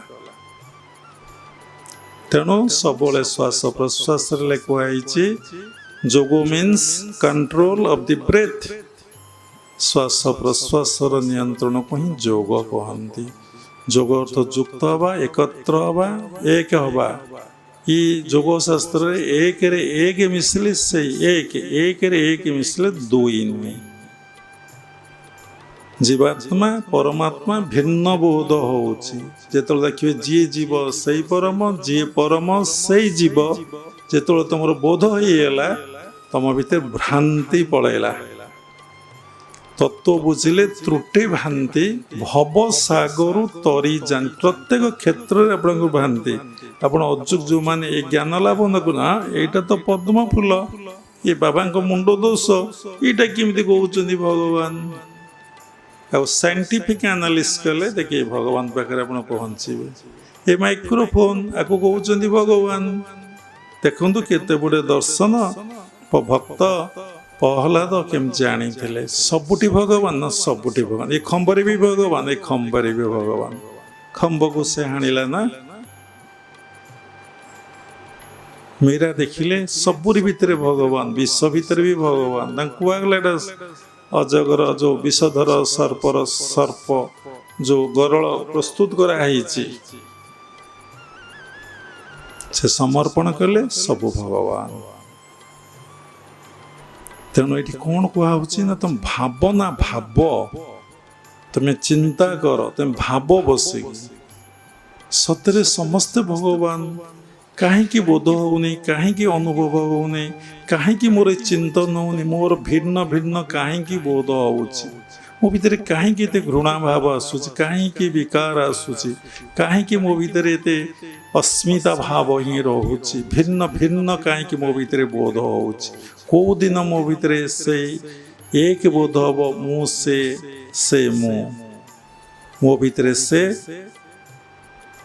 ଏବଂ ତାଙ୍କ ଭିତରେ ମୁଁ, ତାଙ୍କ ଭିତରେ ସେ ମୋ ଭିତରେ। I am in you, you are in me. ଯେ ମାଂ ପଶ୍ୟତି ସର୍ବତ୍ର ସର୍ବଂ ମୟିଚ ପଶ୍ୟତି। ଖାଲି ପଣ୍ଡିତ ହେଲେ ହେବ ନାହିଁ, ଜ୍ଞାନ କଥା କହିଲେ ହେବ ନାହିଁ, ସାଧନା କଲେ ସେ ଅବସ୍ଥା। ସେଇଠି ବାବା କ'ଣ କହୁଥିଲେ ନା ଅନୁଭବ। କାହିଁକି ଅନୁଭବ ହେଉନି ନା ଆମେ ଅଣୁ ହେଇନି।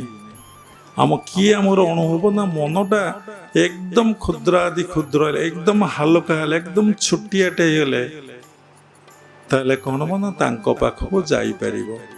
ତାଙ୍କ ପାଖକୁ ଧରିକି କ'ଣ କିଛି ଯାଇପାରିବ? ଯାହା ତ ଧରିବ ଭାରି ହେଇଯିବ ନା। ଆପଣ ସାଥିରେ ଯାଉଛନ୍ତି, ଗୋଟେ ବ୍ୟାଗ୍ ନେଇଛନ୍ତି, ଯେତିକି ଭାରି, ଆଉ ଗୋଟେ ବ୍ୟାଗ୍ ନେଲେ ଆଉ ଟିକେ ଭାରି, ଆଉ ଗୋଟେ ବ୍ୟାଗ୍ ନେଲେ ଆଉ ଗୋଟେ ଭାରି, ଆଉ ଗୋଟେ ବ୍ୟାଗ୍ ନେଲେ ଆଉ ଗୋଟେ ଭାରି। ଯେତେବେଳେ ସବୁ ବ୍ୟାଗ୍ ଫୋପାଡ଼ି ଦେବେ ପୁରା ହାଲକା। ଯଦି ପକେଟରେ ଟଙ୍କା ଅଛି ଚିନ୍ତା ହେଉଛି, ଏ ପକେଟରେ ରହିଲେ ଚିନ୍ତା ହେଉଛି, ଏ ପକେଟରେ ରହିଲେ ଚିନ୍ତା ହେଉଛି, ଟଙ୍କା ନାହିଁ, ସୁନା ନାହିଁ, କିଛି ନାହିଁ, କୋଉପୁନି ବି ଲାଷ୍ଟ ନଥିବ, କିଛି ତମର ଚିନ୍ତା ଅଛି। ତେଣୁ ମନ ଯେତେବେଳେ ଲଙ୍ଗଳା ହେବ କେତେ ହାଲକା ଲାଗିବ। ସେଇ ମନ କୋଉଠିକି ଯିବ ନା ତାଙ୍କରି ପାଖକୁ ଯିବ। ଗଲେ ଯେ ତମେ ଅଣୁ ହେଲ, ଅଣୁ ହେଲେ ତମର ଅନୁଭବ ହବ। ତେବେ ସେ ଆଟମରେ ପହଞ୍ଚିବ। କିଏ ପହଞ୍ଚିବ ନା ମନ ପହଞ୍ଚିବ। ଚିନ୍ତା କର, ଆରେ ଏ ଟଙ୍କା କୁଆଡ଼େ ଗଲା, ପୁଅ କୁଆଡ଼େ ଗଲା, ଝୁଅ କୁଆଡ଼େ ଗଲା, ବନ୍ଧୁବାନ୍ଧବ କୁଆଡ଼େ ଗଲା, ସେ କ'ଣ କହୁଥିଲା, ଜମିବାଡ଼ି କୁଆଡ଼େ ଗଲା। ସାରଙ୍ଗବା ଯେମିତି ଏ ବୟସରେ ଚିନ୍ତା କରୁଛନ୍ତି, ଆରେ ବାପା ମୁଁ ତ ସବୁ ନେଇକି ଯିବି, ତା ପାଇଁ ବ୍ୟାଗ ଠିକ୍ କରିଛନ୍ତି, ତାକୁ ସବୁ ପୂରେଇବେ। ଆଉ ମୋର ଗୋଟିଏ ରିକ୍ୱେଷ୍ଟ, ଶରୀରଟାକୁ ତାଙ୍କର ନେଇକି ଯାଆନ୍ତେ କି ଅତି ଆପଣାର। ଆଉ ଯାକୁ ନିର୍ମଳା ମାଙ୍କୁ ନେଲେ ନନେଲେ ଶରୀରଟାକୁ ନେଇକି ଟିକେ ଯାଆନ୍ତେ। କାହା ନାଁ ଧରିବା କଥା ନୁହେଁ, ସେ ମାରିବେନି, ଆମ ନାଁରେ କେସ୍ କରିବେନି। ପୁଣି କେସ୍ କଲେ ଫଟୋ ରଖି ପୂଜା କରିବେ କିଛି ବର୍ଷ ପରେ।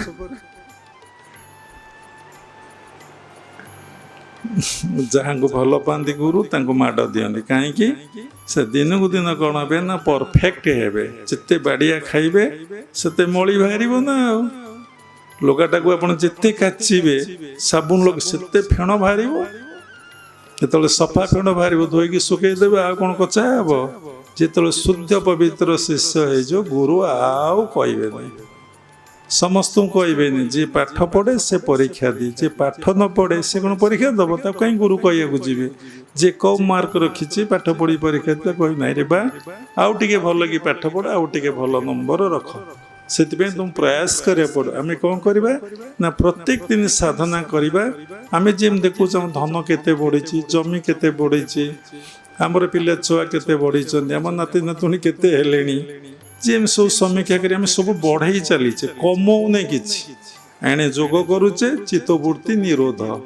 ମାନେ କ'ଣ ନା ବୃତ୍ତି ବୋଇଲେ ଥଟ୍ସ ବା ଆକ୍ସନ୍ ଆମର କମି କମିକା ଯିବ। ଇଏ ତ ବଢ଼ି ବଢ଼ିକା ଗଲା, ତାହେଲେ ଯୋଗ ଠିକ୍ ହେଇନାହିଁ। ଏକରୁ ସ୍ତ୍ରୀ ଆଇଲା, ପୁଅ ହେଲା, ଝୁଅ ହେଲା, ଜାଗା କିଣା ହେଲା, କୋଠା ଘର ହେଲା, ପୁଣି ଝୁଅ ପୁଅ ବାହା ହେଲେ, ତାଙ୍କ ନାତି ନାତୁଣୀ ହେଲା। ଏରି ବାପାରେ ବାପ, ଇଏ ତ ସଂସାର ବଢ଼ିଲା, ଆଉ ଯୋଗ କୋଉଠି ହେଲା? ଏ ବିୟୋଗରେ ଫଳ ଫଳିଛି। ତେଣୁ କ'ଣ ଏଇଠି ଆପଣ ଦେଖିବେ ନା ସବୁରି ଭିତରେ ଯଦି ଆତ୍ମାକୁ ଆପଣ ଦେଖିଲେ, ପୁଅ ଭିତରେ, ଝୁଅ ଭିତରେ, ସ୍ତ୍ରୀ ଭିତରେ, ନାତି ଭିତରେ, ନାତୁଣୀ ଭିତରେ, ସମ୍ପଦ ଭିତରେ ସବୁ ସେଇ। ତେଣୁ ବାବାଙ୍କର ଗୋଟେ ଛୋଟିଆ କଥା, ସବୁ ତୁମେ, ସବୁ ତୁମେ, ସବୁ ତୁମେ ଯେତେବେଳେ ଆପଣ ଅନୁଭବ କରି ଦେଖିବେ ସେତିକିବେଳେ ଆପଣ ଜାଣିବେ ଯେ ଆପଣ ମାୟା ସଂସାରରୁ ତରି ଯାଇଛନ୍ତି। ଆପଣଙ୍କୁ ଆଉ ପାପ କେତେବେଳେ ଲାଗିବନି କି ପୁଣ୍ୟ ଲାଗିବନି। ଆପଣ ସେଇ ଆତ୍ମା ହେଇଯାଇଛନ୍ତି, ସବୁ କାମ ସେ କରୁଛନ୍ତି, କରାଉଛନ୍ତି। ଆପଣ ଫିଲ୍ କରିବେ ମୁଁ ଗୋଟେ ଯନ୍ତ୍ରଟିଏ, ସେ ମୋତେ ଯେମିତି ବଜଉଛି ମୁଁ ସେମିତି ବାଜୁଛି। ଯଦି ପ୍ରକୃତ ବୋଧ ହେଇଥିବ ତାହେଲେ ଏଇ ବୋଧରେ ମୁଁ ମର୍ଡର କରିବି? ଜମା ପାରିବେ ନାହିଁ। ଏଇ ବୋଧରେ ମୁଁ ଚୋରି କରିବି? ଜମା ସେଇ ସ୍ତରକୁ ଯାଇ ଦେଖନ୍ତୁ, ପାରିବେ ନାହିଁ। ଏଇ ବୋଧରେ ମୁଁ କାହାକୁ କଟୁ କଥା କହିବି? ଜମା ପାରିବେ ନାହିଁ। ଏଇ ବୋଧରେ ମୁଁ ସଂସାରକୁ ଉପଭୋଗ କରିବି? କସ୍ମିନ୍ କାଳେ କରିପାରିବେ ନାହିଁ। ଆମେ କଥା ଗୁରୁଦେବଙ୍କୁ ପଚାରିଥିଲୁ, ଗୁରୁଦେବ କହିଲେ ଏଇ ବୋଧେ ରହି ଟିକେ ଦେଖିକି ମୋତେ କୁହନ୍ତୁ। ଯେତେବେଳେ ସମସ୍ତେ ଭଗବାନ ଭାବିବେ ଆପଣ ବିବାହ ହେଇପାରିବେ? କାହାକୁ ବିବାହ ହେବେ? ନାରୀ ବୋଲି ଭାବିଲେ, କି ସୁନ୍ଦର ଝିଅଟେ ବୋଲି ଭାବିଲେ ଆପଣ ବାହା ହେଲେ ନା। ଆଉ କେମିତି ଆପଣ ବିବାହ ହେବେ? ଆପଣ ଭିତରେ ପ୍ରଶ୍ନ ଉଠିବ, ତାହେଲେ ସଂସାର ପ୍ରଭାବ କେମିତି ଚାଲିବ? ଆରେ ବାପା, ତୁମେ ଆସିବା ପୂର୍ବ ସଂସାର ଥିଲା, ତୁମେ ଗଲା ପରେ ବି ସଂସାର ରହିବ। ସଂସାର ତୁମେ ସୃଷ୍ଟି କରିନ, ତାର ପ୍ରଭାବ ବିଷୟରେ ତମକୁ ଭାବିବାର ଅଧିକାର ନାହିଁ। You know right. ତମର ଅଧିକାର ନାହିଁ। ତୁମର ଅଧିକାର ତାକୁ ଭଜନ କରିବା ପାଇଁ। ତାହେଲେ ଋଣୀ ହେଇଯିବ ନା। ତାର ସବୁ ଜିନିଷ ଖାଇବ, ତାକୁ କିଛି ଦବାର ନାହିଁ, ଟ୍ୟାକ୍ସ ଦବାର ନାହିଁ। ଇଏ କ'ଣ ଅକ୍ସିଜେନ ଲାଗିছে ଟ୍ୟାକ୍ସ? ଫୁଲ ଫଳ ପୁଷ୍ପ ଆଲୋକ ପଞ୍ଚଭୂତ, କେତେ ସୁନା ରୂପା ତେଲ ଗ୍ୟାସ୍, କ'ଣ ସବୁ ତ ତାର। ଆଉ କୋଉ ଗୋଟାକ ନାହିଁ ଯେ ଯାହା ମୁଁ ତ ଦେଖୁଛି ତୁମ ବିନା କିଛି ନାହିଁ, ତା ପାଇଁ କେବେ ଟ୍ୟାକ୍ସ ଦେଇଛ? ତାହେଲେ କ'ଣ କରିବ ନା ତାଙ୍କୁ କୃତଜ୍ଞତା ଜଣେଇବ, ତାଙ୍କୁ ଧନ୍ୟବାଦ ଅର୍ପଣ କର। କେତେ ଥର କହିଛ ଦିନକୁ ହାତ ଯୋଡ଼ି, ଭଗବାନ ସବୁ କିଛି ତୁମର, ସବୁ କିଛି ତୁମେ? କେତେ ଥର କହୁଛ? ସବୁ ତ ମୋର, ମୋ ପୁଅର, ମୋ ସ୍ୱାମୀର, ମୋ ଝିଅର। ଆରେ ବାପା, କେତେ ଦିନ ସେ କଥା ପଚାରନି, ମୁଣ୍ଡ ଖରାପ କରନି, তুমি ଯାଅ ଏଇଠୁ।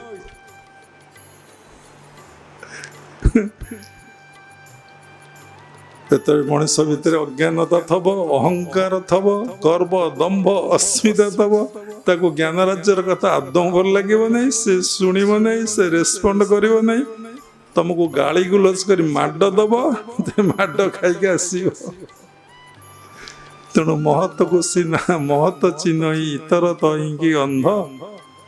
ତେଣୁ ସାଧନା କରନ୍ତୁ।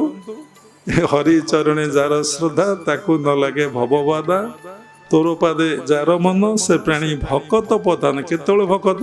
ହରି ଚରଣେ ଆଶ୍ରୟ କର, ସକଳ ପାପ ହେବ ଦୂର। ତେଣୁ ଶ୍ୱାସ ପ୍ରଶ୍ୱାସରେ ମନ ରଖ, ସହସ୍ରରେ ମନ ରଖ।